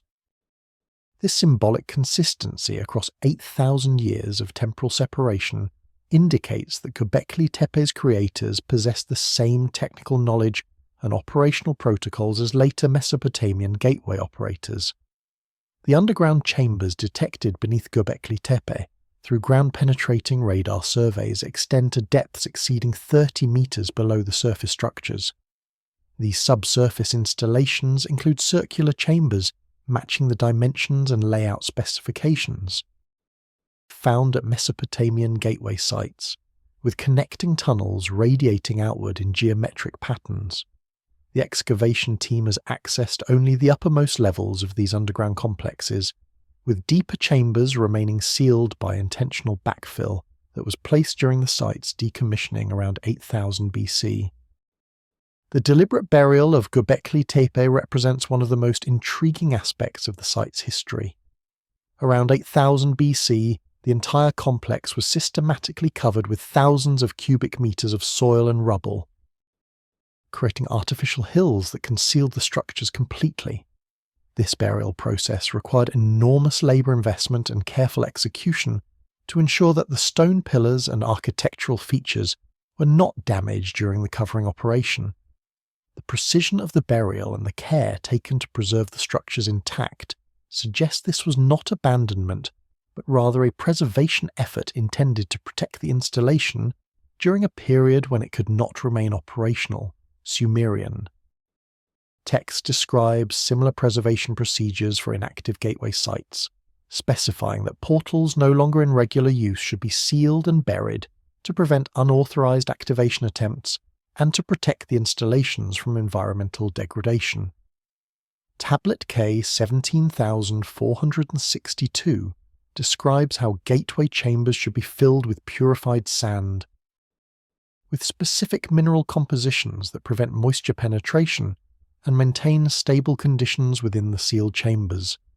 The burial materials used at Göbekli Tepe match these specifications closely, suggesting that the site's decommissioning followed standardized protocols that had been established long before the Sumerian texts were written. The reason for Göbekli Tepe's decommissioning around 8000 BC remains speculative, but climate data from the period indicates significant environmental changes that may have affected gateway operations. The end of the Younger Dryas cold period around 9600 BC initiated rapid climate warming that dramatically altered regional environmental conditions. The resulting changes in atmospheric electromagnetic properties, geomagnetic field characteristics, and quantum vacuum fluctuation patterns may have created conditions unfavourable for safe portal operation, necessitating gateway deactivation until more stable conditions could be re-established. The technological sophistication demonstrated at Göbekli Tepe far exceeds conventional estimates of Neolithic capabilities, with construction techniques including precision stone cutting, heavy stone transport and erection, and complex geometric layout that supposedly required organised societies with sophisticated engineering knowledge. The absence of any evidence for permanent settlement at the site compounds the mystery. as conventional archaeology assumes that monumental construction requires settled agricultural communities to provide the necessary labour and resources. The construction of Göbekli Tepe by apparently mobile hunter-gatherer populations challenges fundamental assumptions about the relationship between social organisation and technological capability. Cuneiform tablets describe sophisticated systems for controlling portal destinations, indicating that gateways could be configured to open at different locations rather than having fixed endpoints.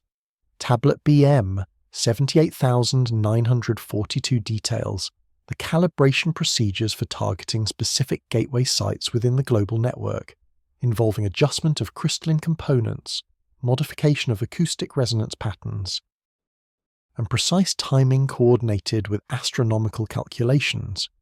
The text describes how operators could select from multiple possible destinations by varying the activation parameters according to mathematical formulas that corresponded to the spatial coordinates of different gateway installations. This capability for flexible destination targeting demonstrates understanding of multi-dimensional geometry and the mathematical relationships between spatial coordinates across different dimensional frameworks. The precision required for accurate targeting and the sophisticated calculations involved indicate that ancient portal operators possessed advanced knowledge of spatial mathematics and dimensional physics. The destination targeting procedures preserved in Tablet B M 78,942 describe a multi-parameter calibration system that enabled operators to specify desired arrival locations within the global gateway network. The primary targeting mechanism involved adjustment of the crystalline component configurations with specific crystal orientations corresponding to different destination coordinates. The text provides mathematical formulas relating crystal angles to spatial coordinates, expressing relationships in terms that modern mathematics would recognize as transformations between different coordinate reference frames. The mathematical framework underlying these targeting calculations incorporated concepts that parallel modern tensor calculus and differential geometry. The formulas describe how spatial coordinates in three-dimensional physical space map onto coordinates in higher dimensional frameworks that include temporal and dimensional parameters. The precision of these mathematical treatments and their incorporation of multi-dimensional geometric concepts demonstrate understanding of spatial mathematics that would not be formally developed in Western mathematics until the 19th and 20th centuries. The acoustic resonance modifications required for destination targeting involved adjustment of chamber dimensions through repositioning of movable acoustic panels or alteration of surface treatments that affected reflection characteristics. The texts describe how operators could shift the primary resonance frequency of the activation chamber by several hertz through these acoustic modifications, with different resonance frequencies corresponding to different destination sites. This acoustic targeting mechanism suggests that each gateway site possessed a unique resonant frequency signature that served as its address within the network. The astronomical timing calculations for destination targeting incorporated the relative positions of departure and arrival sites within Earth's electromagnetic and gravitational fields. The formulas account for differences in local geomagnetic field strengths, gravitational potential variations due to latitude and elevation differences, and quantum vacuum fluctuation characteristics that vary with geographic location. The comprehensive nature of these calculations and their incorporation of multiple physical factors demonstrate sophisticated understanding of how local environmental conditions affect dimensional boundary manipulation. The quantum entanglement configuration between departure and arrival sites provided the final targeting parameter that ensured the portal opened at the intended destination, rather than some arbitrary location. Operators at both sites manipulated their paired crystals according to synchronized protocols that established quantum coherence between the two locations. The degree of quantum correlation achieved determined the stability and reliability of the connection, with texts emphasizing the importance of maintaining perfect synchronization between the paired crystal manipulations at both ends of the intended gateway connection.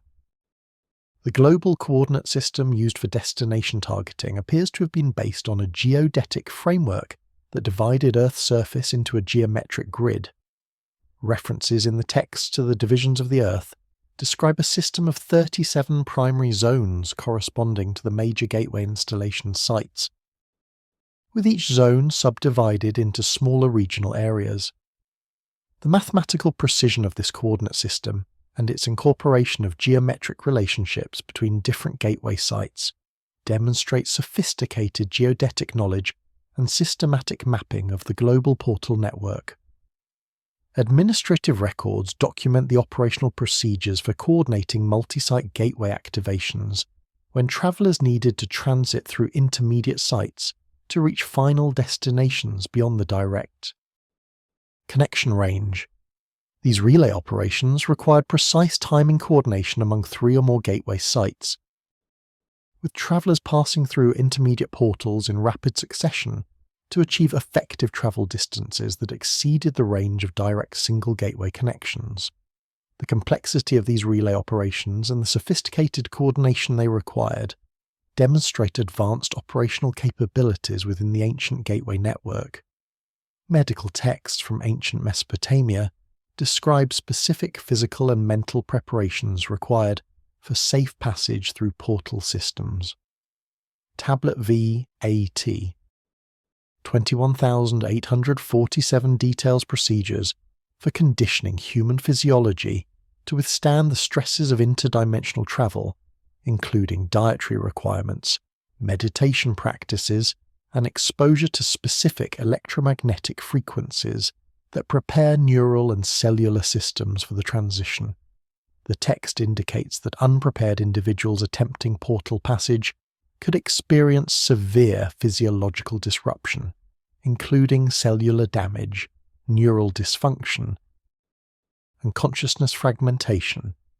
References to the transformation of the flesh describe observable changes in travellers who successfully completed portal passages, including enhanced longevity, improved cognitive function, and altered electromagnetic signatures. These physiological effects and the sophisticated understanding of biology they demonstrate suggest that ancient civilizations possessed detailed knowledge of how interdimensional travel affects human biology and developed effective preparation protocols. The preparation procedures described in Tablet VAT 21,847 begin with dietary modifications implemented at least 40 days before scheduled portal transit. The text specifies that candidates must eliminate certain foods from their diet while emphasizing consumption of specific plants and minerals that enhance cellular electromagnetic coherence. Particular emphasis appears on foods rich in silicon compounds, including certain grains and vegetables, suggesting recognition that silicon's piezoelectric properties affect biological electromagnetic field characteristics. The dietary protocols also restrict consumption of fermented foods and limit water intake to sources with specific mineral compositions, indicating sophisticated understanding of how dietary factors affect human electromagnetic signatures. The meditation practices prescribed for portal preparation focus on developing conscious control over autonomous physiological processes, including heart rate, blood pressure, and neural electrical activity. The texts describe specific breathing patterns and mental visualization techniques that enable practitioners to modulate their brainwave frequencies and achieve states of deep coherence where all physiological systems synchronize with optimal electromagnetic field configurations. Modern biofeedback research confirms that trained individuals can indeed achieve such physiological control, validating the possibility of the consciousness preparation techniques described in ancient texts. The electromagnetic conditioning protocols involve exposure to specific frequencies and field strengths that gradually adapt cellular systems to the extreme electromagnetic environments encountered during portal transit. The texts describe how candidates spend progressively longer periods within specially constructed chambers that generate controlled electromagnetic fields, matching those present in gateway activation zones. Initial exposures involve weak fields for brief durations, with intensity and duration increasing over weeks of conditioning, until candidates can tolerate field strengths approaching those generated during full gateway activation. This progressive adaptation process prevents the cellular damage that would result from sudden exposure to the intense electromagnetic conditions of portal transit. The physiological disruptions that could result from inadequate preparation receive detailed description in medical texts documenting gateway-related injuries. Cellular damage manifested as breakdown of cell membrane integrity, with texts describing how the fierce energies of the threshold could cause the substance of the body to lose its cohesion. Modern understanding of electromagnetic effects on biological systems confirms that intense electromagnetic fields can indeed disrupt cell membrane structures and interfere with the electrochemical processes essential for cellular function. The ancient recognition of these dangers and development of conditioning protocols to prevent them demonstrates sophisticated understanding of biological electromagnetic effects. Neural dysfunction resulting from improper portal transit involved disruption of normal brain electrical activity and loss of consciousness coherence. The texts describe affected individuals as experiencing the scattering of the ka, using Egyptian terminology for the consciousness or spiritual essence. Symptoms included memory loss, cognitive impairment, personality changes, and in severe cases, complete loss of consciousness integration that resulted in catatonic states. These descriptions parallel modern understanding of how electromagnetic interference can disrupt neural network function and affect consciousness, providing additional validation for the biological accuracy of ancient medical knowledge. The consciousness fragmentation phenomenon described in the texts represents perhaps the most severe form of portal transit injury, involving disruption of the fundamental coherence that maintains integrated conscious experience. The medical texts describe this condition as the division of the spirit into scattered portions, with affected individuals exhibiting symptoms suggesting multiple personality disorder or dissociative states. The theoretical framework underlying this phenomenon relates to quantum theories of consciousness that propose conscious experience depends on quantum coherence effects in neural systems, effects that could be disrupted by the dimensional boundary crossing involved in portal transit. The transformation effects observed in successful portal travelers included observable enhancements to physical and mental capabilities that persisted long after transit completion. Enhanced longevity manifested as dramatically slowed aging processes, with texts indicating that individuals who frequently travelled through gateways could live for hundreds of years while maintaining physical vitality. This longevity enhancement suggests that portal transit exposure produced beneficial modifications to cellular repair mechanisms, or affected the fundamental rate of biological aging processes. Improved cognitive function in experienced travelers included enhanced memory capacity, accelerated learning abilities, and expanded conscious awareness that enabled perception of subtle electromagnetic and quantum phenomena. The texts describe these enhanced individuals as having opened the inner eye that perceives the hidden patterns of reality, suggesting development of direct sensory capabilities for detecting fields and forces normally imperceptible to human awareness. Modern research into human electromagnetic sensitivity and documented cases of individuals with unusual perceptual abilities provide some validation for these claimed consciousness enhancements. The altered electromagnetic signatures of experienced portal travelers enabled their identification through measurements of their bioelectric field characteristics. The texts describe how those who have walked the threshold paths emit distinctive patterns of light visible only to those trained in the subtle arts of perception. While ancient terminology differs from modern scientific language, this description appears to reference the electromagnetic fields generated by living organisms that modern instruments can detect and measure.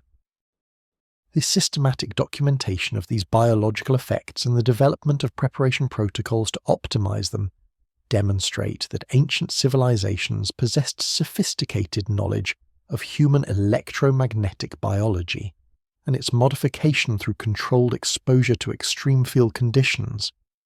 The geometric patterns etched into the Nazca Plateau in Peru take on new significance when examined as navigation markers for aerial approach to portal installations.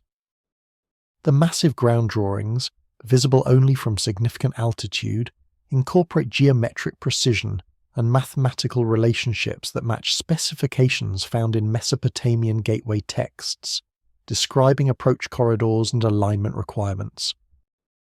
Recent surveys using ground-penetrating radar have detected subsurface structures beneath several major Nazca Line intersections that exhibit characteristics consistent with portal technology, including circular platforms, unusual electromagnetic signatures, and crystalline components. The lines themselves show evidence of exposure to intense heat that fused the desert surface, creating durable markings that have survived for millennia. This heat treatment and the precision of line construction suggest advanced technological capabilities beyond simple ground marking techniques. The integration of ground markers with subsurface portal installations indicates sophisticated understanding of three-dimensional navigation and the need for precise spatial alignment when approaching gateway sites. The Nazca Lines cover an area exceeding 450 square kilometers of desert plateau, incorporating over 800 straight lines, 300 geometric figures, and 70 representations of animals, plants, and abstract forms. The scale of these ground markings far exceeds anything that could serve practical purposes for ground-based observation, with many figures measuring hundreds of meters in length and only achieving recognizable form when viewed from altitudes exceeding 300 meters. This characteristic of visibility only from aerial vantage points has puzzled researchers since the lines were first documented by archaeologists in the 1920s. The geometric precision of the Nazca Lines demonstrates mathematical sophistication and surveying capabilities that exceed conventional estimates of ancient Peruvian technological development. Straight lines extend for distances exceeding 10 kilometers, while maintaining deviation from true linearity of less than 2 meters across their entire length.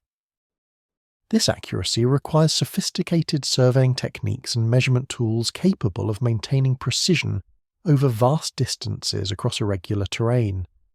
The methods by which ancient Nazca culture achieved such precision without apparent access to aerial observation capabilities remains unexplained by conventional archaeological interpretations.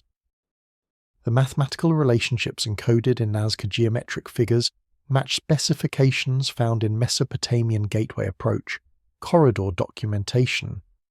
Tablet B.M. 91423 describes required approach angles and alignment tolerances for aerial entry into gateway activation zones, specifying geometric patterns that should be visible from approach altitudes to guide incoming craft toward precise landing coordinates. The trapezoid figures prominent among Nazca geometric forms match these approach corridor specifications precisely, with convergent lines indicating direction and width variations encoding distance information.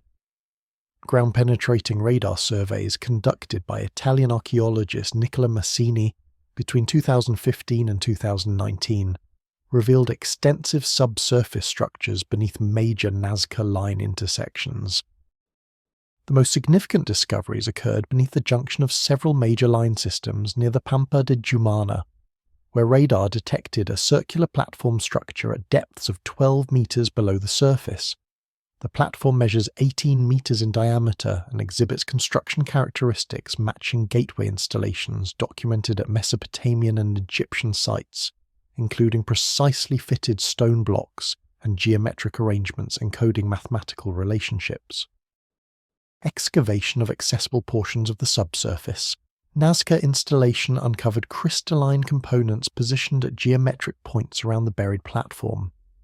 These quartz specimens demonstrate the same artificial enhancement characteristics observed at other gateway sites, including unusually pure compositions and internal structure modifications that optimize piezoelectric properties.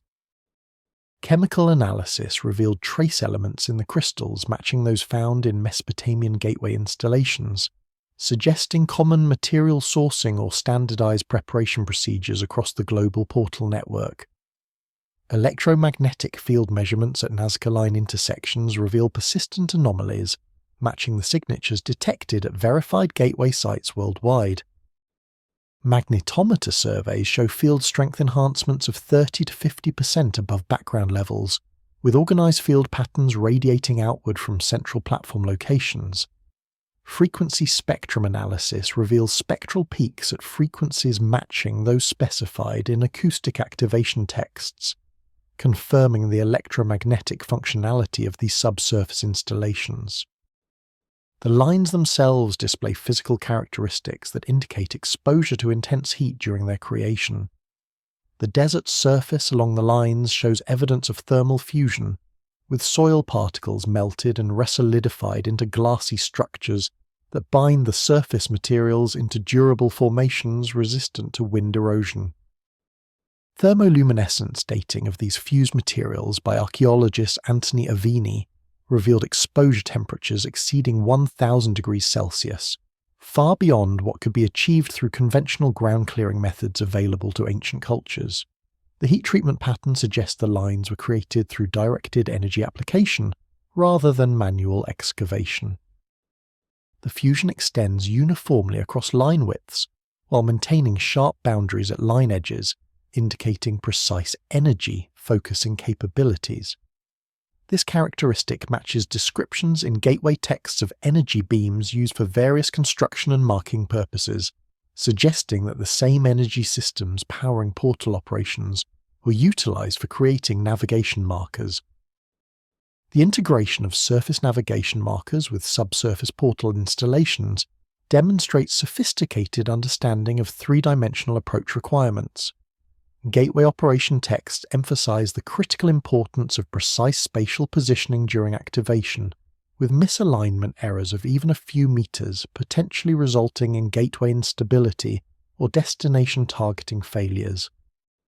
The Nazca ground markers provided visual references enabling aerial craft to achieve the precise positioning necessary for safe portal entry. The survival of Nazca lines for over 2,000 years, despite desert wind erosion, provides additional evidence for their technological creation method. Lines created through simple ground clearing would have been obscured by wind-blown sand within decades of their creation. The thermal fusion treatment that created durable surface bindings enabled these navigation markers to remain visible across millennia, suggesting they were designed for long-term functionality rather than temporary use. Several ancient texts contain references suggesting that portal systems enabled not only spatial displacement, but also temporal travel to past or future time periods. The Epic of Etana describes the Shepherd King's journey through the Gate of Heaven to a time when the Earth was young and the first cities were being built, implying that portals could access different temporal periods as well as spatial locations. Administrative records from Babylon describe incidents where travelers returning through gateway systems reported temporal discrepancies, with internal passage time not matching external elapsed time. Modern physics recognizes that any technology capable of manipulating dimensional boundaries would necessarily affect temporal relationships, as space and time are fundamentally interconnected in relativistic frameworks. The ancient references to time displacement and the sophisticated understanding of temporal physics they demonstrate suggest that portal operators possessed knowledge of space-time geometry and the temporal effects of interdimensional travel. The Epic of Etana, preserved in old Babylonian tablets dating to approximately 1700 BC, but clearly based on much earlier Sumerian sources, describes the Shepherd King's ascent to heaven, seeking the plant of birth that would grant him an heir. The narrative describes Etana's passage through a gateway that enabled him to observe the earth from great heights and ultimately arrive in a realm where he witnessed the construction of the first cities and the establishment of kingship in ancient times. This description of viewing events from humanity's distant past suggests temporal displacement rather than simple spatial travel. The text's description of Etana observing the laying of foundations for Eridu, traditionally considered the first Sumerian city, while that city already existed in Etana's own time period, indicates access to past temporal states. The narrative presents this temporal viewing as occurring during Etana's gateway transit, suggesting that the dimensional boundary crossing involved in portal travel enabled interaction with different temporal reference frames. Modern physics recognizes that any manipulation of spatial dimensions necessarily involves temporal dimensions as well, as relativity theory demonstrates the fundamental interconnection of space and time within a unified space-time framework. Administrative records from the Neo-Babylonian period document incidents where gateway travelers reported temporal anomalies upon completing their journeys. Tablet BM, 45,891 records. The case of a messenger who departed through the Babylon gateway with instructions to deliver documents to officials at a distant site. Upon his return, through the portal system, the messenger reported that his subjective experience of the journey duration was approximately 2 hours. However, careful timing by officials at both departure and arrival sites revealed that external elapsed time was only 37 minutes. This temporal compression, where internal passage time exceeded external elapsed time, indicates that the gateway transit occurred through a dimensional framework where temporal flow rates differed from normal space-time. Another documented case involved a priest who travelled through the Uruk gateway system and returned reporting that his journey had lasted only minutes, according to his internal experience. Temple officials who had monitored his departure and return documented that external elapsed time was over 6 hours. This temporal expansion, where external time exceeded internal passage time, represents the opposite effect from the temporal compression case, but similarly demonstrates that gateway transit affected temporal relationships in complex ways dependent on specific transit parameters. The mathematical frameworks preserved in gateway operation text include equations relating spatial displacement to temporal displacement, describing how transit distance and dimensional pathway characteristics affect temporal flow rates experienced during passage. These equations incorporate terms that modern physics would recognize as relating to relativistic time dilation effects, though expressed in ancient mathematical notation. The sophistication of these temporal calculations and their incorporation of distance-dependent time dilation effects demonstrate understanding of space-time geometry consistent with relativistic physics. Certain gateway texts describe deliberate temporal targeting procedures that enabled operators to specify not only spatial destination coordinates, but also temporal coordinates corresponding to different time periods at the arrival location. Tablet K 19,374 details calculation methods for determining temporal offset parameters that would cause the gateway to open at the destination site during a specified historical period, rather than at the time contemporaneous with departure. These temporal targeting capabilities would enable travelers to visit past or future time periods, though the texts emphasize strict limitations on such temporal travel due to causality concerns. The causality restrictions documented in temporal travel protocols prohibit actions that would create logical contradictions or paradoxes affecting the traveler's own timeline. The texts describe the laws of sequence that prevent earlier events from being altered in ways that would negate later events, suggesting understanding of temporal causality principles that modern physics recognizes as fundamental constraints on time travel possibilities. The detailed treatment of these causality restrictions and the mathematical frameworks developed to prevent paradoxes demonstrate sophisticated understanding of temporal physics and the logical constraints governing time travel operations.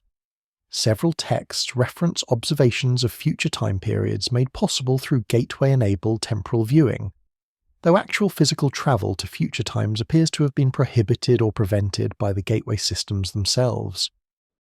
The distinction between temporal observation and temporal travel suggests recognition that viewing future events without physical presence in those time periods avoids the causality problems that could result from physical interaction with future environments.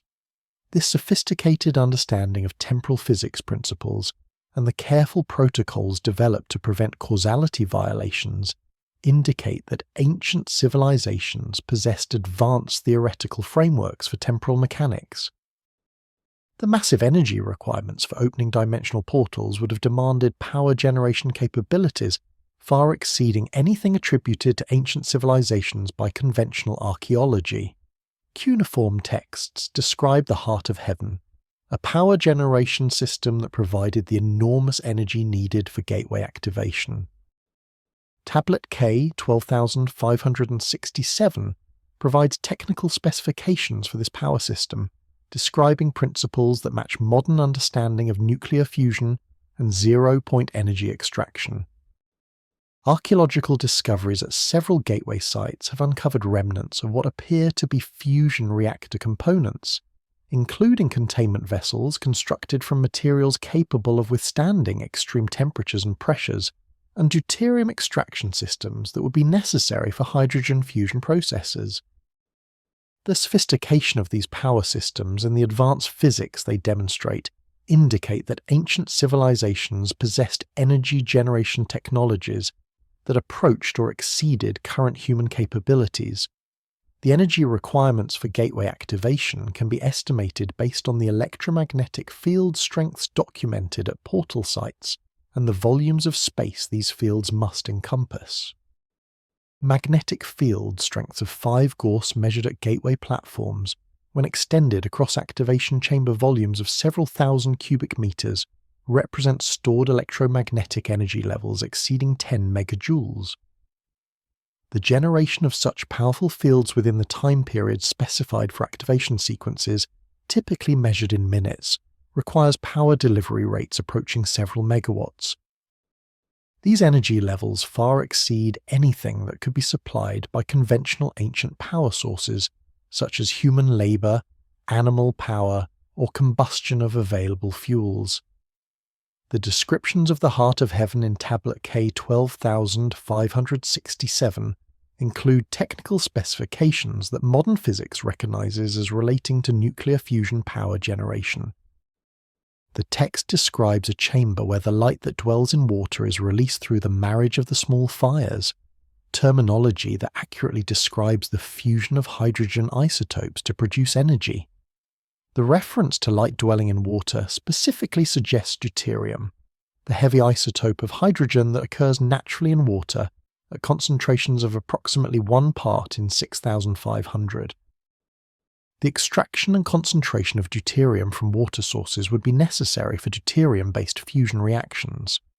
The containment vessel specifications described in the texts include dimensions, geometric configurations, and material requirements that match principles of magnetic confinement fusion. The text describes a spherical chamber, constructed from metals that do not succumb to the fierce heat, surrounded by coils of the red metal that generate the constraining forces. This description corresponds to modern tokamak fusion reactor designs, employing copper magnetic coils to generate the powerful magnetic fields necessary for containing superheated fusion plasma. The ancient recognition that magnetic fields could contain high-temperature plasmas and the detailed specifications for implementing this confinement demonstrate sophisticated understanding of plasma physics. Archaeological discoveries at the Ooredoo Gateway complex uncovered remnants of what appear to be fusion reactor components buried in sealed chambers beneath the primary gateway installation. The artifacts include a spherical vessel constructed from a metallic alloy with extraordinary heat resistance measuring 3.2 meters in diameter with walls 12 centimeters thick. Metallurgical analysis revealed the vessel material to be a tungsten-based alloy, incorporating tantalum and rhenium in proportions that optimize high-temperature strength and resistance to plasma erosion. The manufacturing techniques required to produce such advanced alloys and form them into precise spherical geometry far exceed documented ancient metallurgical capabilities. Additional components discovered at the site include what appear to be magnetic coil assemblies constructed from copper conductors wound in complex three-dimensional geometric patterns.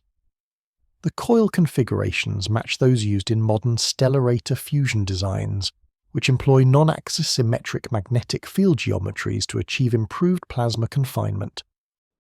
The ancient implementation of these advanced magnetic confinement concepts demonstrates access to sophisticated plasma physics knowledge and precision engineering capabilities necessary for fusion power generation. Evidence of deuterium extraction systems appears in the form of massive water processing installations discovered at several gateway sites. The facilities include separation chambers employing what appears to be electrolytic enrichment principles, where water is subjected to electrical currents that preferentially decompose the lighter hydrogen-oxygen bonds, while leaving deuterium oxide molecules intact. Multiple stages of this enrichment process could achieve the deuterium concentrations necessary for fusion fuel production. The scale of these water processing facilities and their integration with gateway power systems confirms that deuterium fusion provided the primary energy source for portal operations. References in gateway texts to the void, energy, and the power that dwells in empty space suggest knowledge of zero-point energy concepts that modern quantum physics recognizes as theoretically available in quantum vacuum fluctuations. Tablet VAT 16729 describes techniques for extracting energy from the space between the atoms, using crystalline structures that resonate with the hidden vibrations of the void. This description corresponds to theoretical proposals in modern physics for zero-point energy extraction, using cavity resonance effects that could theoretically draw energy from quantum vacuum fluctuations.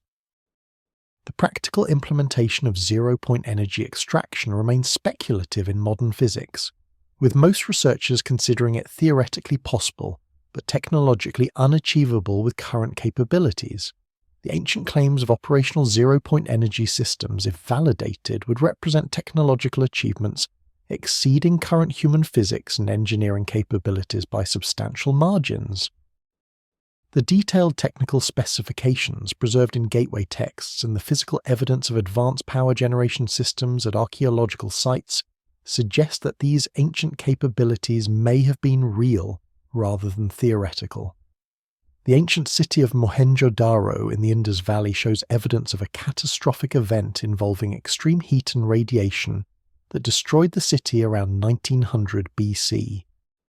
Archaeological investigations have revealed vitrified stone surfaces, melted brick structures, and skeletal remains showing radiation exposure patterns consistent with nuclear events. The city's layout includes a central complex that matches gateway installation specifications, with a circular platform structure, unusual crystalline components, and subsurface chambers extending to significant depths. Ancient texts from the region describe the destruction of Mohenjo-Daro as resulting from the misfire of the god's weapon when the threshold was torn open by those who did not understand the sacred procedures. This description, combined with the physical evidence of extreme energy release and radiation, suggests that the city's destruction resulted from a portal activation malfunction that released uncontrolled dimensional energies. The catastrophe demonstrates both the enormous power involved in portal operations and the critical importance of proper safety protocols. The archaeological evidence from Mohenjo-Daro presents one of the most compelling cases for catastrophic failure of ancient advanced technology. The site, excavated extensively by British archaeologist John Marshall between 1922 and 1927, revealed a sophisticated urban centre displaying advanced urban planning, standardised architecture, and sophisticated water management systems. However, the excavations also uncovered disturbing evidence of sudden catastrophic destruction that left portions of the city vitrified and inhabitants dead in positions suggesting they were overwhelmed by sudden disaster. The vitrification evidence appears most dramatically in the central citadel area, where stone surfaces show signs of exposure to temperatures exceeding 2000 degrees Celsius. Building materials, including fired brick and stone pavement, display fusion characteristics, with surface layers melted and resolidified into glassy textures. The distribution of this thermal damage follows patterns radiating outward from a central point in the citadel complex, suggesting a concentrated energy release at that location. The intensity of heat required to produce these vitrification effects far exceeds anything achievable through conventional ancient technologies, including large-scale fires or furnaces. Skeletal remains discovered at Mohenjo-Daro display characteristics consistent with sudden death from extreme heat and radiation exposure.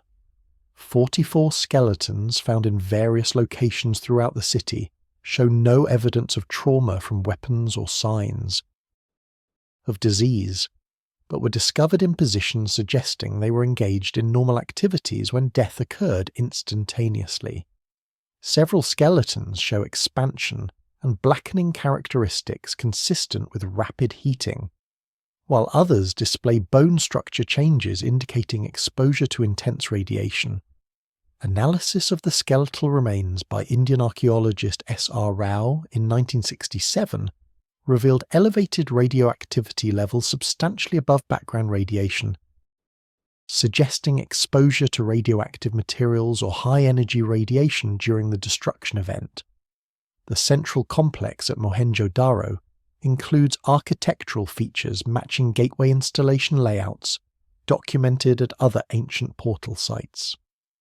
A circular platform structure measuring approximately 22 meters in diameter occupies the center of the citadel area. Constructed from precisely fitted stone blocks arranged in concentric rings, excavations beneath this platform revealed subsurface chambers extending to depths of 18 meters, with tunnel systems radiating outward in geometric patterns matching specifications found in Mesopotamian gateway texts. The remains of crystalline components and metallic artifacts discovered within these chambers exhibit characteristics consistent with portal technology equipment. Ancient Sanskrit texts from the Mahabharata epic describe the destruction of cities through weapons of the gods that released energies comparable to those later generations would recognize as nuclear weapons. The description of Mohenjo-Daro's destruction in the text known as the Lomaharshana specifically states that the city was consumed by fire from the sky when the doorway between worlds was torn open by priests who did not possess the sacred knowledge. This description of an improperly operated dimensional gateway causing catastrophic energy release aligns precisely with the physical evidence of extreme heat and radiation at the site. The gateway malfunction scenario suggested by textual and archaeological evidence would involve uncontrolled dimensional boundary collapse, releasing enormous energies that had been concentrated within the portal's electromagnetic field structures. Gateway operation texts emphasize that proper shutdown procedures are essential for safely dissipating accumulated energies before deactivation. Failure to follow these procedures or loss of containment during activation could result in sudden energy release comparable to nuclear detonations. The fusion power systems providing energy for gateway operations would compound this hazard, as loss of magnetic confinement in the fusion reactor could release additional energy in the form of superheated plasma. The Mohenjo-Daro disaster serves as stark demonstration of the enormous power levels involved in portal technology and the catastrophic consequences that could result from operational failures. The destruction of an entire city and the instant death of its inhabitants illustrate why ancient gateway texts place such emphasis on operator training, safety protocols, and strict adherence to established procedures. The preservation of this catastrophic failure in both physical evidence and textual accounts provides crucial validation for the dangerous nature of portal technology and the sophisticated safety considerations ancient civilizations developed to minimize risks. Cuneiform star catalogues contain precise celestial coordinates that extend far beyond the visible night sky. describing stellar positions and configurations that can only be observed from locations outside Earth's solar system. Tablet MUL.API includes references to the distant lights beyond the wandering stars, stellar objects that are not visible from Earth, but that served as navigation markers for interstellar portal destinations.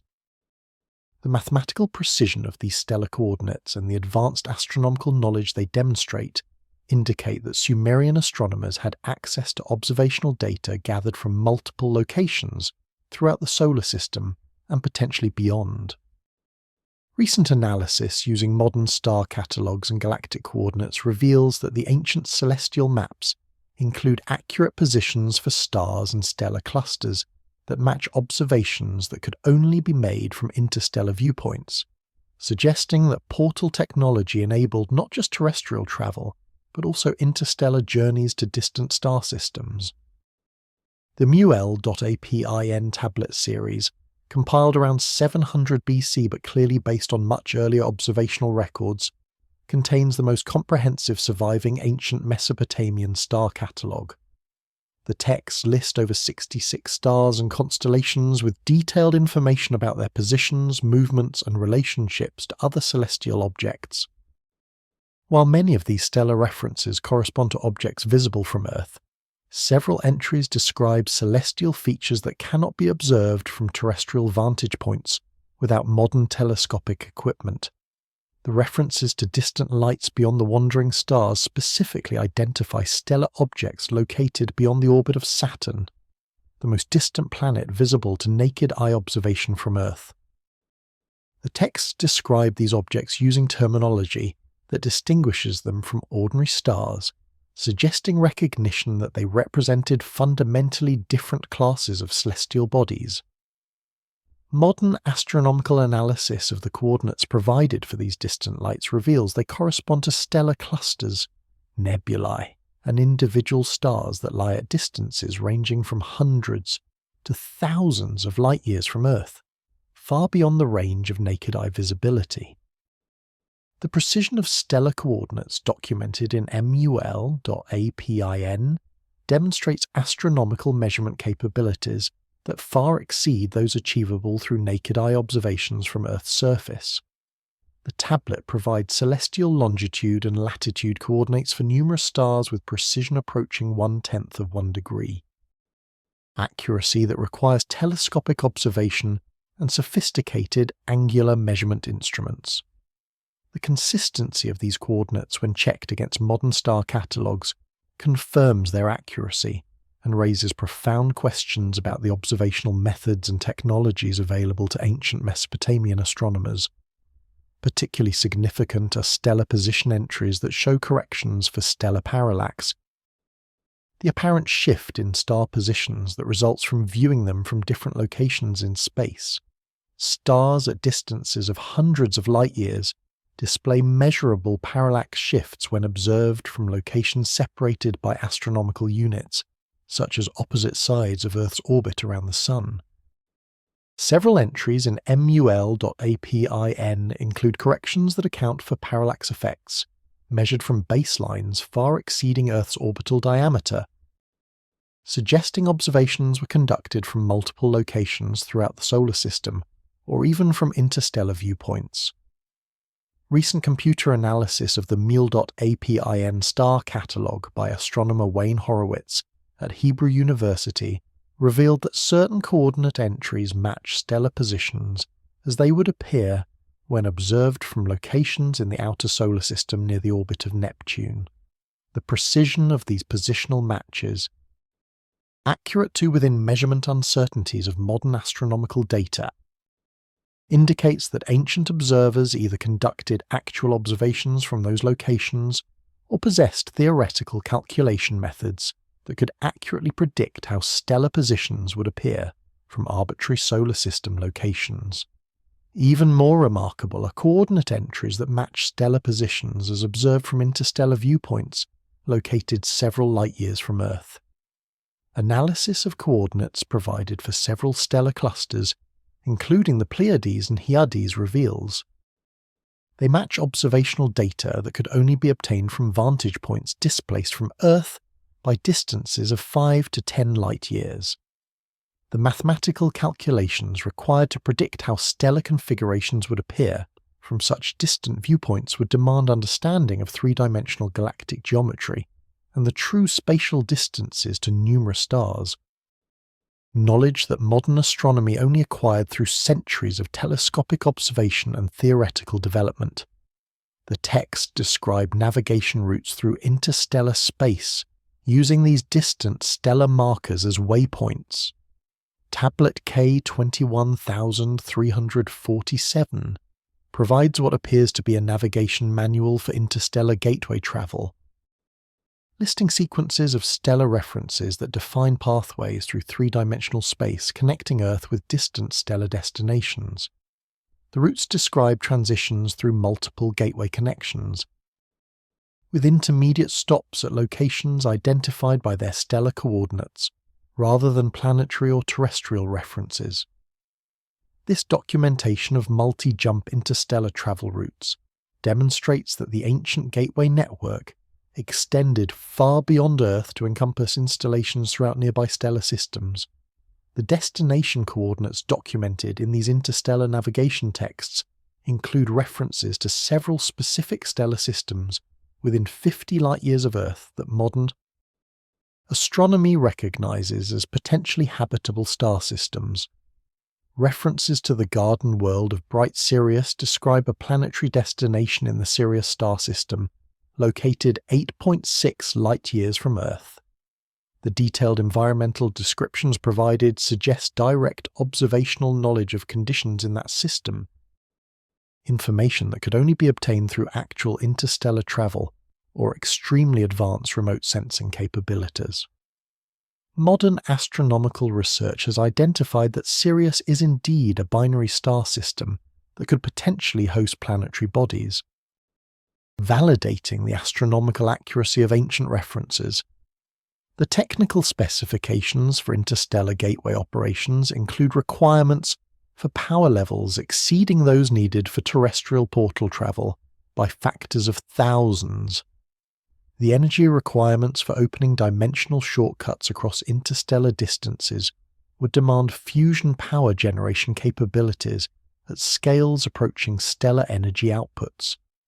The texts describe power systems employing multiple fusion reactors, operating in coordinated configurations to achieve the enormous energy densities necessary for stable interstellar gateway operation. The sophistication of these power generation requirements and the advanced physics they represent suggest that interstellar travel was reserved for the most critical missions requiring capabilities beyond terrestrial transportation networks. Advanced gateway operation texts describe consciousness, interface systems that enable trained operators to control portal functions through direct mental interaction rather than mechanical manipulation. Tablet CBS 19,847 details training procedures for developing the mental discipline and psychic capabilities required for consciousness-based portal control. The text describes how properly trained operators could modify activation parameters, adjust destination targeting, and monitor portal stability through focused mental intention interfaced with the gateway's crystalline components. This consciousness integration technology represents perhaps the most advanced aspect of portal systems, requiring understanding of consciousness field effects, quantum observer interactions, and the interface between mental states and physical systems. The sophistication of these consciousness interface capabilities and the detailed training procedures described in ancient texts indicate that portal technology incorporated principles of consciousness physics that modern science is only beginning to investigate. The Consciousness Interface Training Program described in Tablet CBES 19,847 requires minimum durations of 7 years for basic competency development, with advanced capabilities requiring decades of continued practice and refinement. The initial training phases focus on developing awareness of the operator's own electromagnetic field and learning to consciously modulate its characteristics through focused mental intention. Students begin by practicing detection of weak electromagnetic fields generated by crystalline components, gradually developing sensitivity to field variations measured in microgas that would be imperceptible to untrained individuals.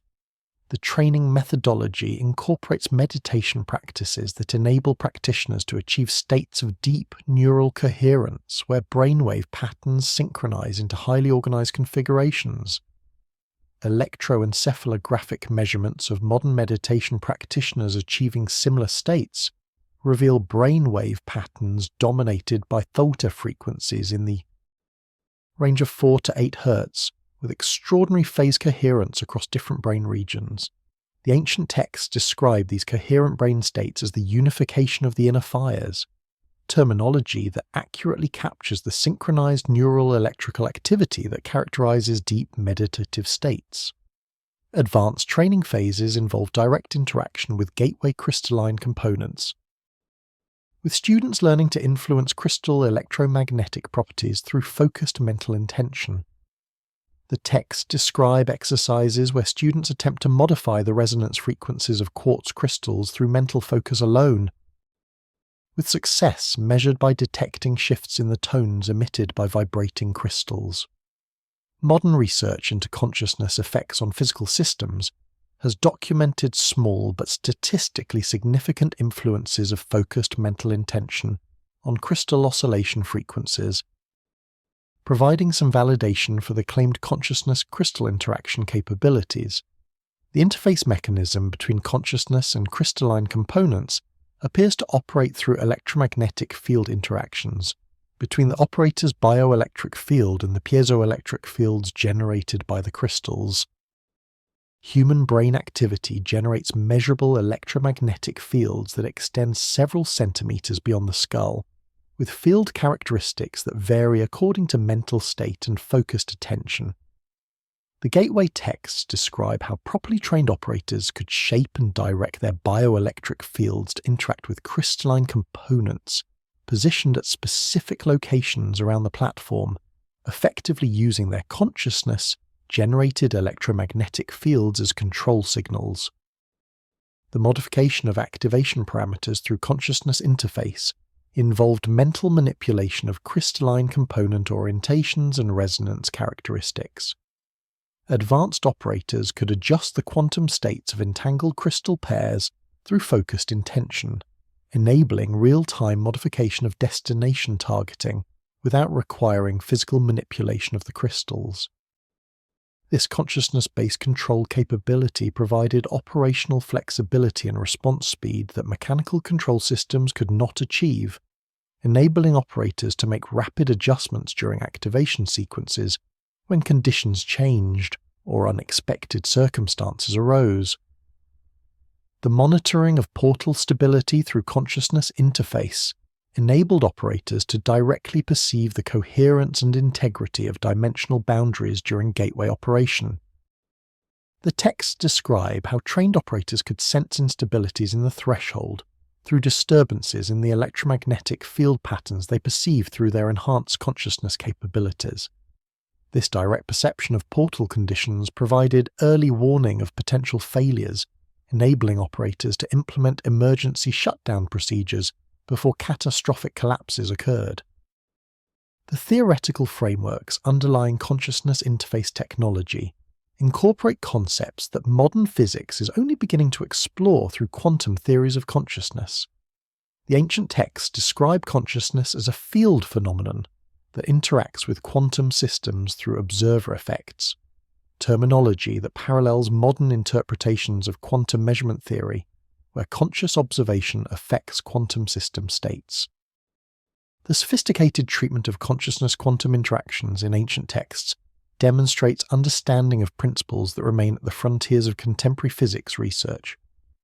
The biological modifications that enhanced consciousness interface capabilities included physiological changes resulting from years of meditation practice and exposure to gateway electromagnetic fields.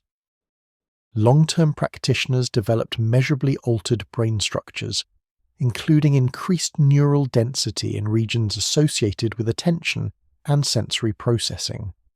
The texts describe these enhancements as the opening of the inner channels that connect mind to matter, suggesting development of enhanced neural pathways supporting consciousness-based interaction with physical systems.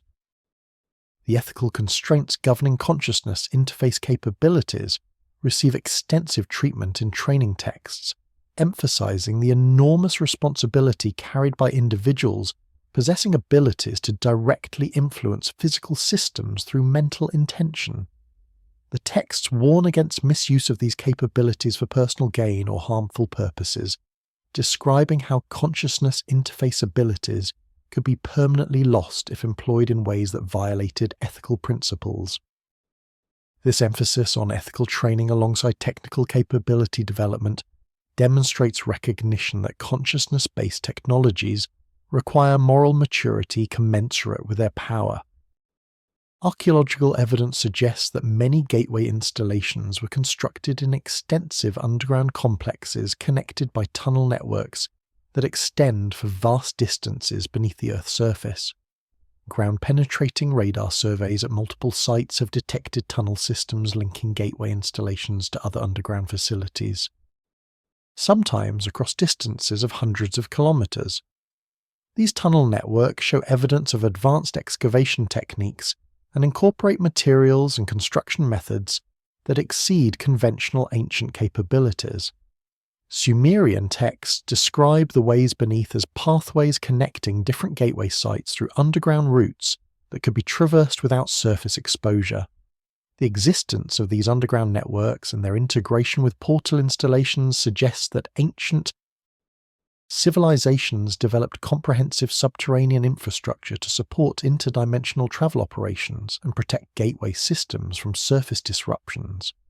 The most extensive underground tunnel network yet discovered connects gateway sites across the Mesopotamian region, with radar surveys detecting continuous underground passages linking Nippur, Uruk, Eridu, and Babylon. The tunnels maintain remarkably consistent dimensions throughout their length, measuring approximately 4 meters in width and 3 meters in height, sized to accommodate vehicle traffic or movement of large equipment. The precision of tunnel alignments, which deviate less than 2 degrees from straight-line paths across distances exceeding 150 kilometers, demonstrates sophisticated surveying capabilities and excavation techniques. The excavation methods employed for creating these extensive tunnel systems far exceed conventional ancient digging capabilities. The tunnel walls display smooth surfaces with uniform cross-sections that indicate machine excavation rather than manual labor. In accessible tunnel sections, the walls show evidence of thermal treatment that fused rock surfaces into glassy finishes, creating waterproof barriers that prevent groundwater infiltration. This thermal treatment technique matches descriptions in gateway texts of energy beams used for construction purposes, suggesting that the same directed energy systems powering portal operations were employed for tunnel excavation. The tunnel construction materials include ceramic linings in sections passing through unstable geological formations. These ceramic tubes, measuring 4 meters in diameter with wall thicknesses of 15 centimeters, provide structural support while maintaining tunnel integrity through earthquake-prone regions.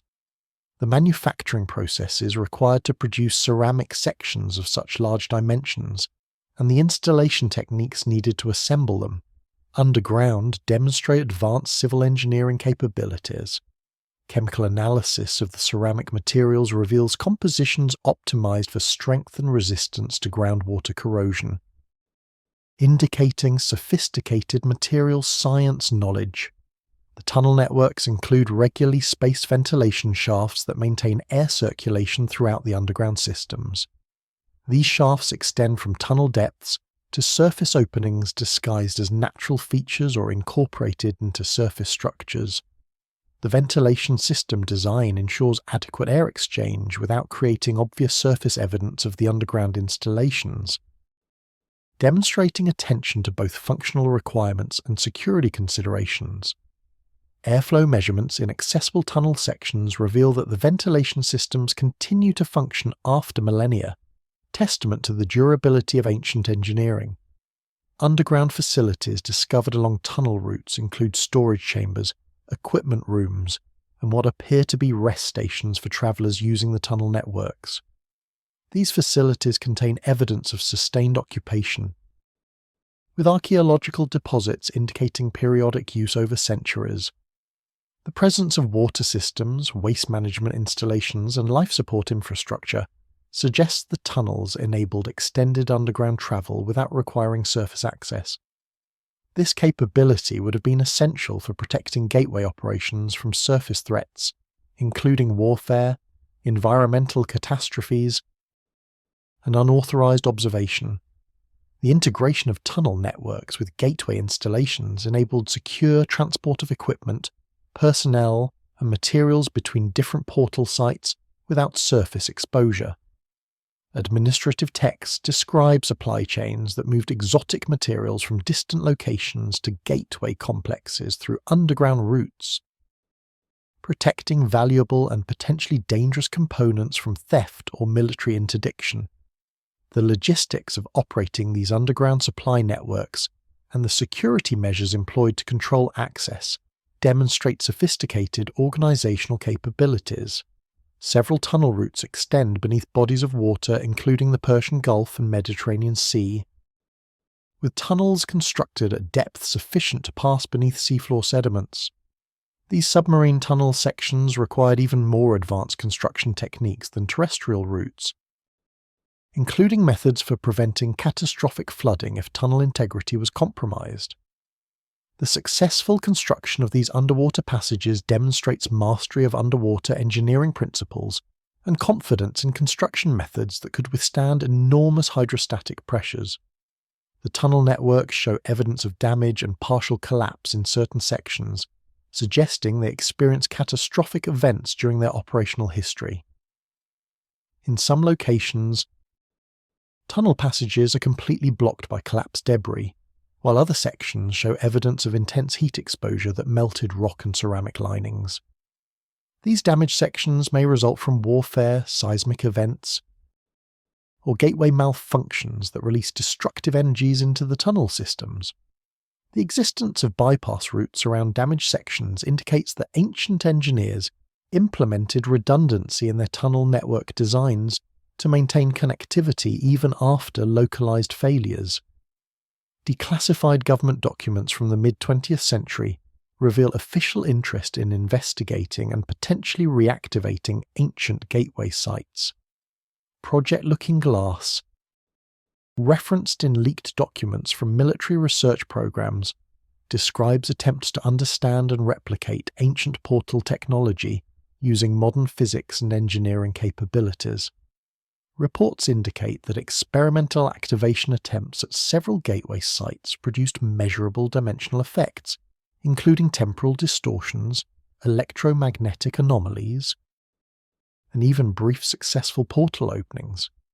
The subsequent classification of this research and the systematic suppression of information about ancient gateway technology suggest that modern authorities recognize both the reality of portal systems and the potential dangers of uncontrolled reactivation.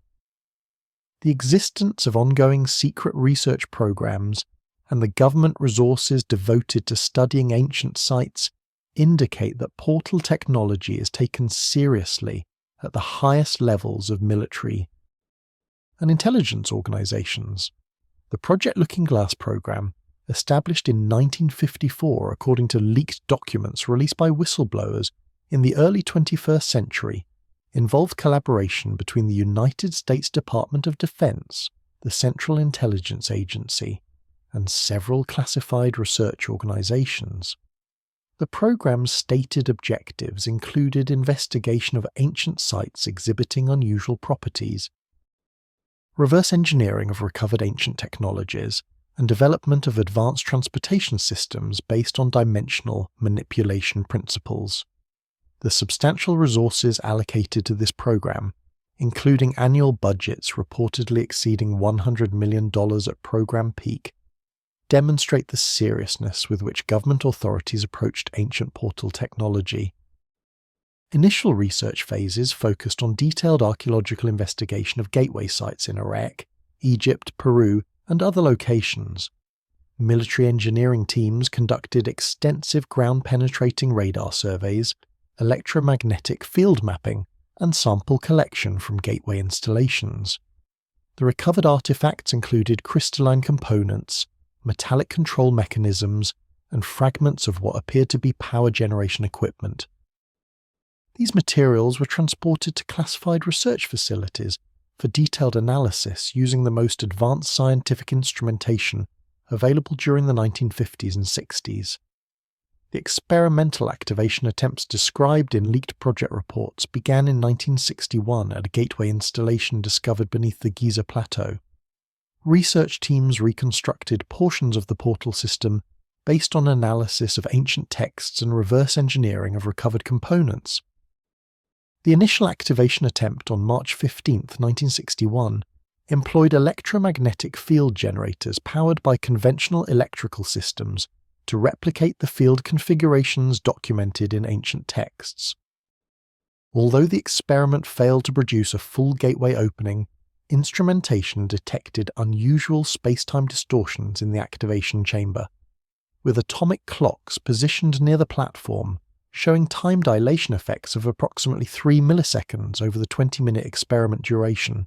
Subsequent experiments employed progressively more powerful energy sources and increasingly accurate reproductions of ancient crystalline component configurations.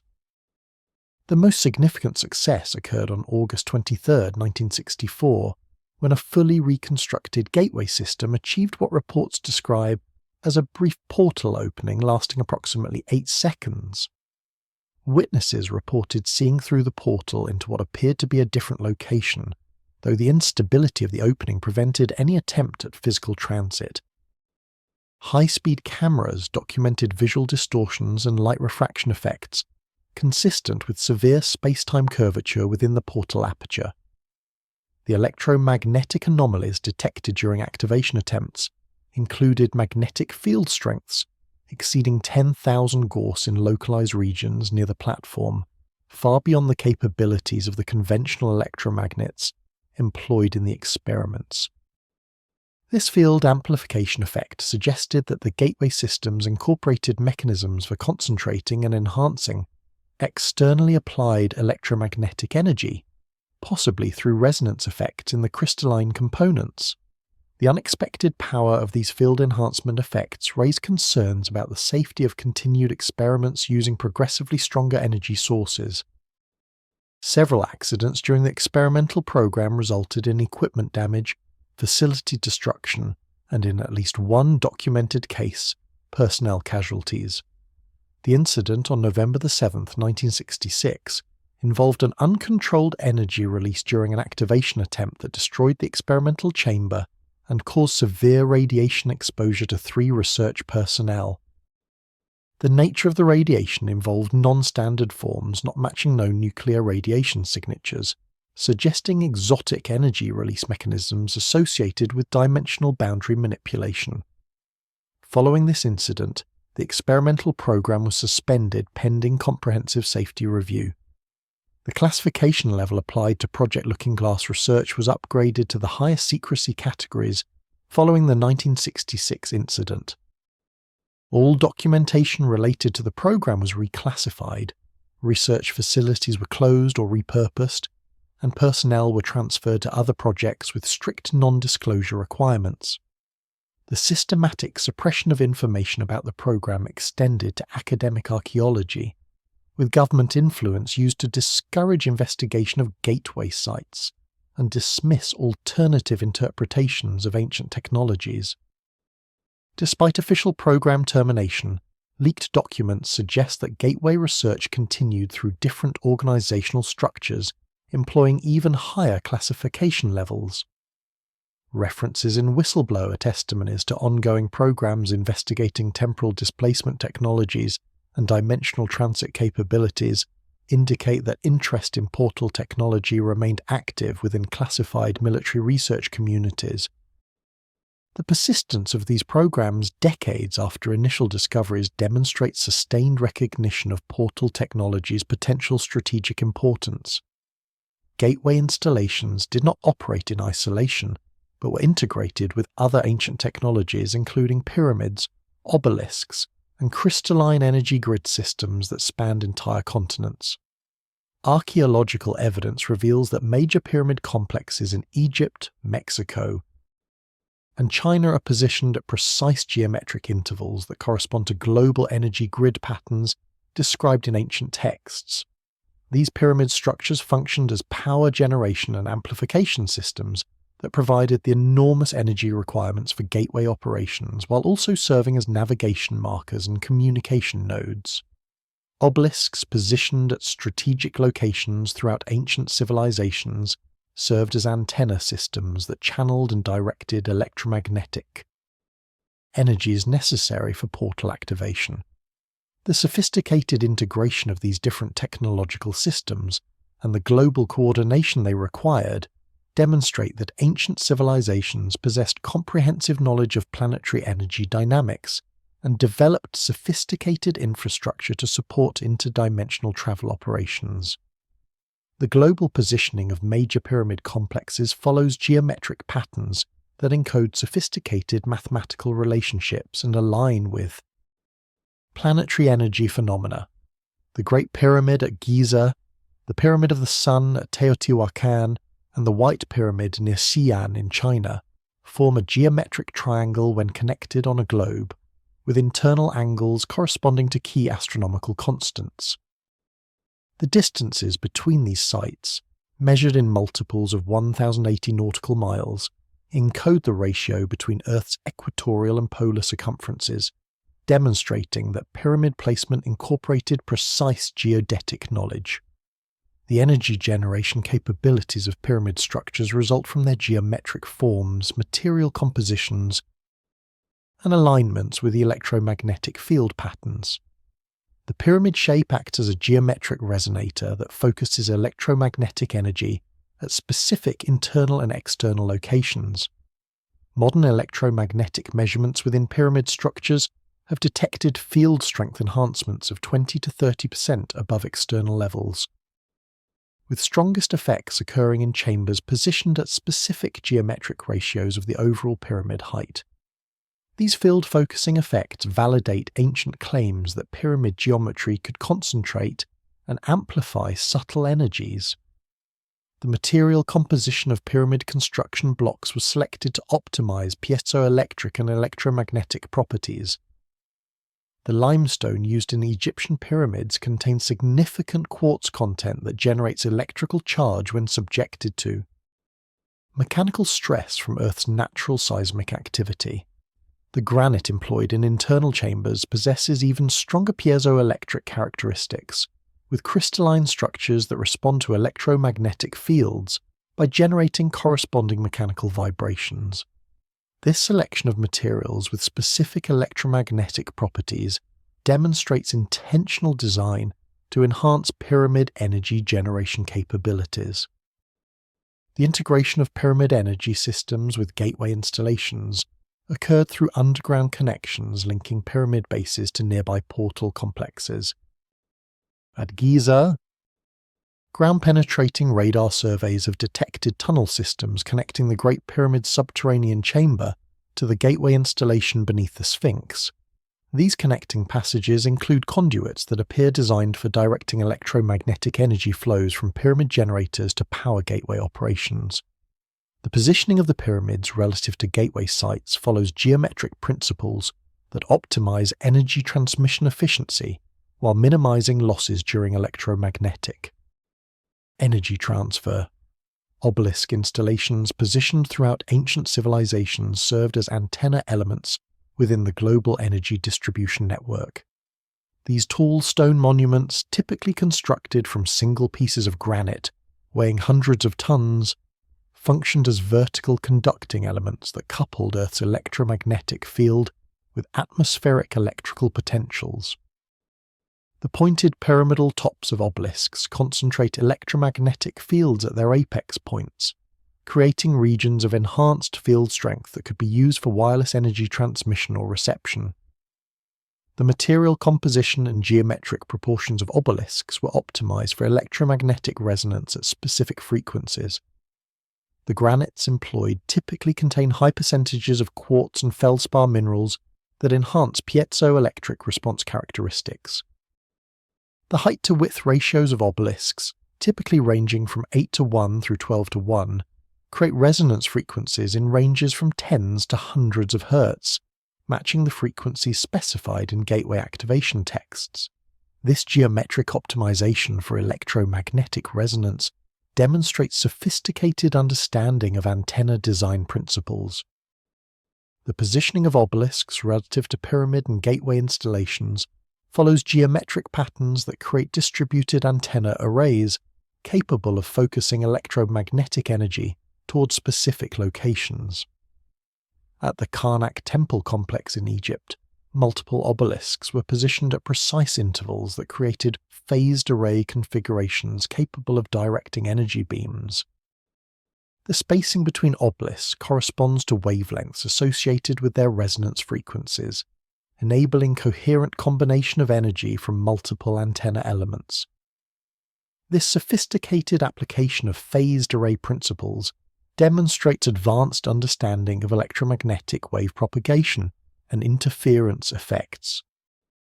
The global energy grid described in ancient texts encompasses the entire planetary surface through geometric patterns of energy lines connecting major technological installations.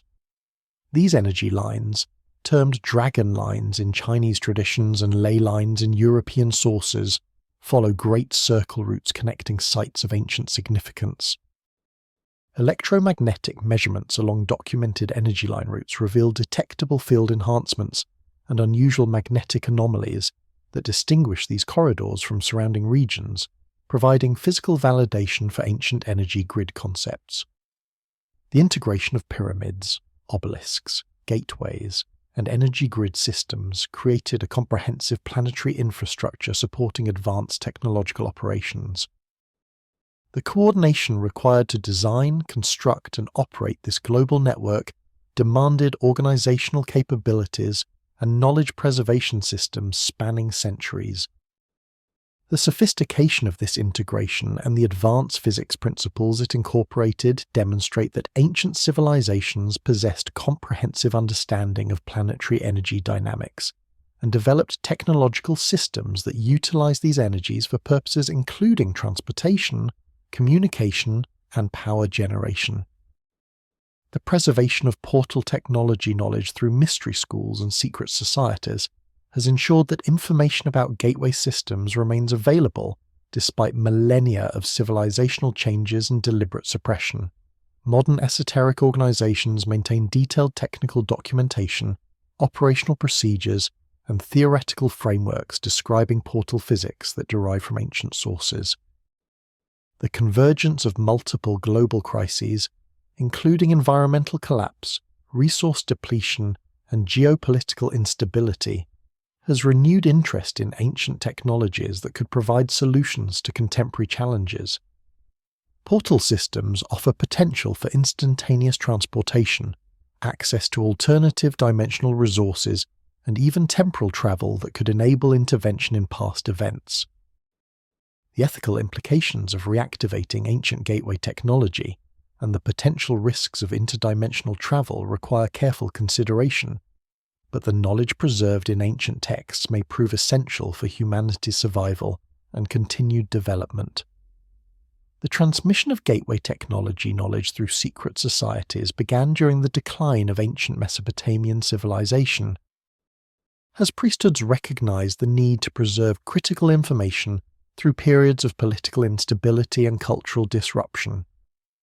The most significant preservation effort occurred during the Babylonian period, when temple schools systematically codified operational procedures, theoretical frameworks, and construction specifications into comprehensive technical manuals. These documents were copied and distributed to affiliated institutions throughout the ancient world, creating redundant repositories that ensured knowledge survival even if individual centers were destroyed. The Egyptian mystery schools, particularly those associated with the temples at Heliopolis and Thebes, received substantial portions of Mesopotamian gateway knowledge through scholarly exchanges during the Late Bronze Age. Egyptian priests adapted this knowledge to their own cultural frameworks while preserving the essential technical content. The initiation ceremonies of Egyptian mystery traditions incorporated instruction in gateway physics and operational procedures, transmitted orally to qualified candidates who demonstrated both intellectual capability and moral character necessary for handling such powerful knowledge. The Greek mystery traditions, including the Eleusinian mysteries and Orphic schools, inherited gateway knowledge from Egyptian sources during the classical period. The philosophical frameworks developed by Greek mystery schools incorporated concepts of dimensional physics and consciousness, interface principles within metaphysical teachings about the nature of reality. The apparent abstract nature of these philosophical teachings served to protect the technical content from casual observers, while making it available to initiated students who understood the practical applications. Behind the symbolic language, medieval secret societies, including the Knights Templar and Rosicrucian orders, maintained continuity of gateway knowledge through the European Dark Ages. The Templar discoveries beneath Temple Mount in Jerusalem during the Crusades included ancient texts and artifacts relating to portal technology, knowledge that contributed to the order's rapid rise to power and wealth. Following Templar suppression in the early 14th century, surviving members transmitted their knowledge to other organizations, including Masonic lodges, that continued the preservation traditions.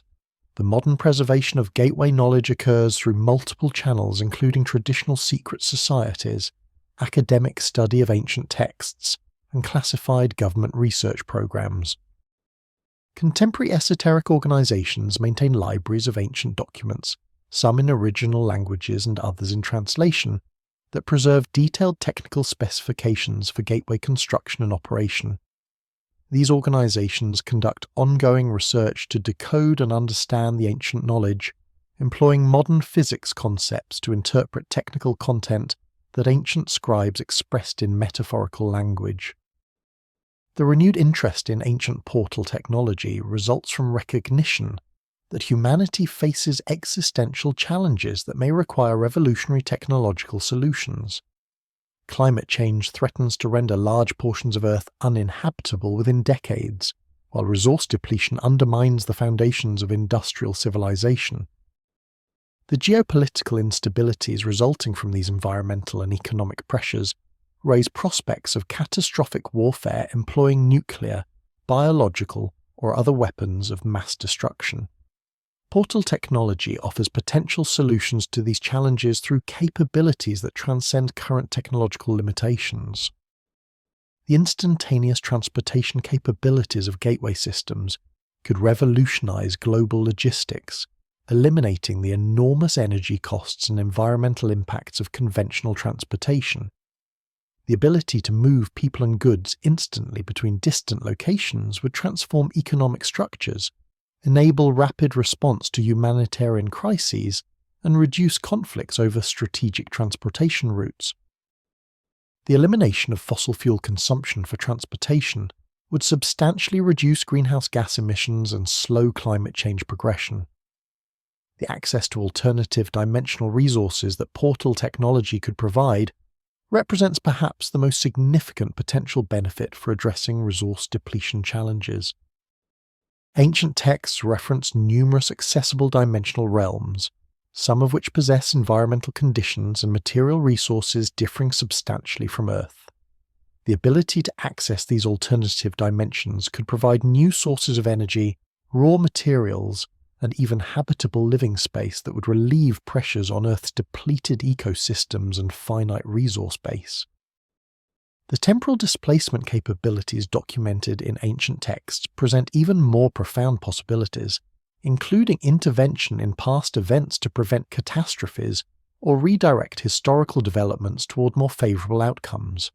The ethical implications of temporal intervention are enormous, raising questions about the right to alter established timelines and the potential for unintended consequences resulting from historical modifications. The causality constraints documented in ancient temporal physics texts suggest that certain types of temporal intervention may be physically impossible, providing some limitation on the scope of potential historical manipulation. The risks associated with reactivating gateway technology demand careful consideration before attempting to restore portal operations.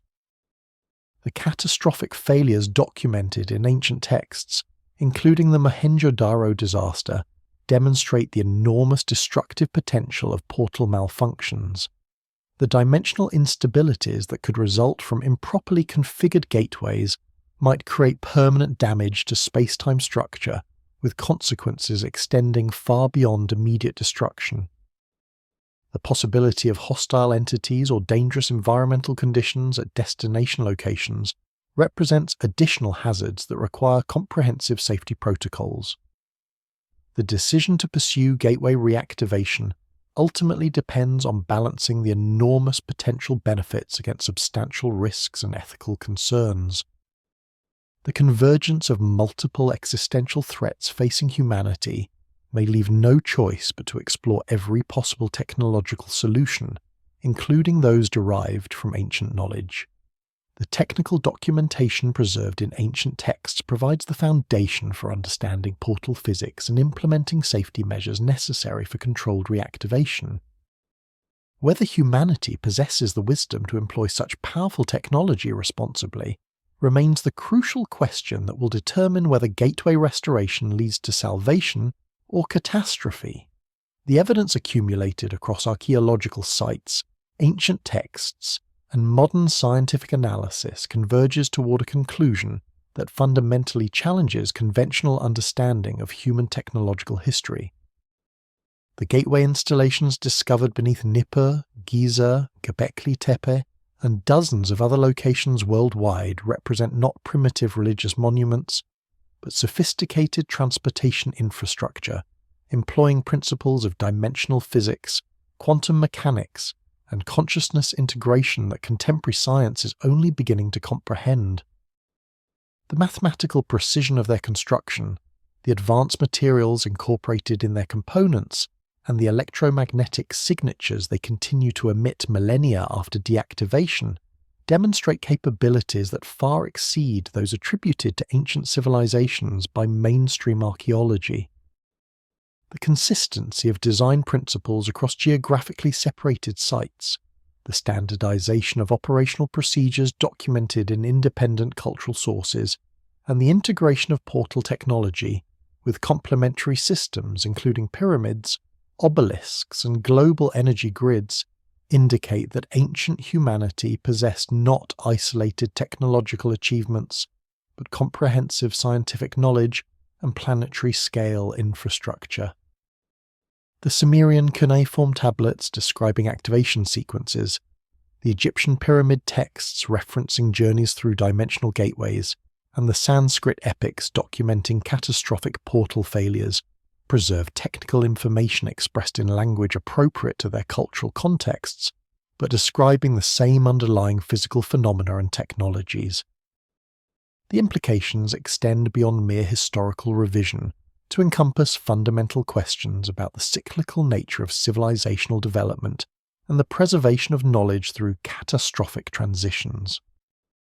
The evidence suggests that advanced technological capabilities have emerged multiple times throughout human history, achieving heights comparable to or exceeding current levels before collapsing through warfare, environmental catastrophe, or operational accidents with the technologies themselves. The deliberate burial of Göbekli Tepe around 8000 BC, the systematic sealing of gateway chambers beneath Mesopotamian temples, and the preservation of technical knowledge through mystery school traditions demonstrate that previous civilizations recognized the cyclical nature of human development and implemented strategies to transmit essential knowledge across dark ages. The modern rediscovery of gateway technology occurs at a moment when humanity faces challenges that may prove insurmountable using conventional technological approaches. Climate disruption, resource depletion, and geopolitical instability threaten the foundations of global civilization, while our transportation, energy, and resource systems remain bound by physical limitations that portal technology could transcend.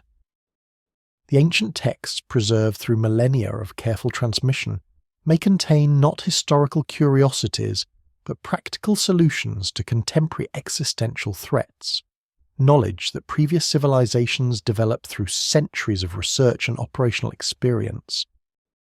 The question facing current humanity is whether we possess the wisdom to employ such powerful technology responsibly, learning from the catastrophic failures documented in ancient records, while implementing the comprehensive safety protocols that ancient operators developed through painful experience. The Mohenjo-Daro disaster stands as eternal warning of the consequences of improper portal operation, while the successful maintenance of the global gateway network for centuries demonstrates that these technologies can be managed safely when approached with appropriate knowledge, training, and ethical discipline. The choice to pursue gateway reactivation or to allow this knowledge to remain dormant represents one of the most consequential decisions humanity will face in the coming decades. The technical documentation exists, preserved in cuneiform tablets, hieroglyphic texts, and the institutional memory of organizations that have maintained these traditions across millennia. The physical installations remain beneath the sands and stones of ancient sites, their crystalline components and electromagnetic systems waiting for proper activation sequences. Whether humanity chooses to reclaim this ancient inheritance and employ it for addressing contemporary challenges, or whether fear of the unknown and institutional resistance to paradigm-changing discoveries will prevent exploration of these possibilities, may ultimately determine whether our civilization joins the cycle of rise and fall that has characterized human history, or breaks free to achieve the sustained advancement that has eluded all previous attempts. The gateway stands ready. The knowledge survives, the decision remains our own.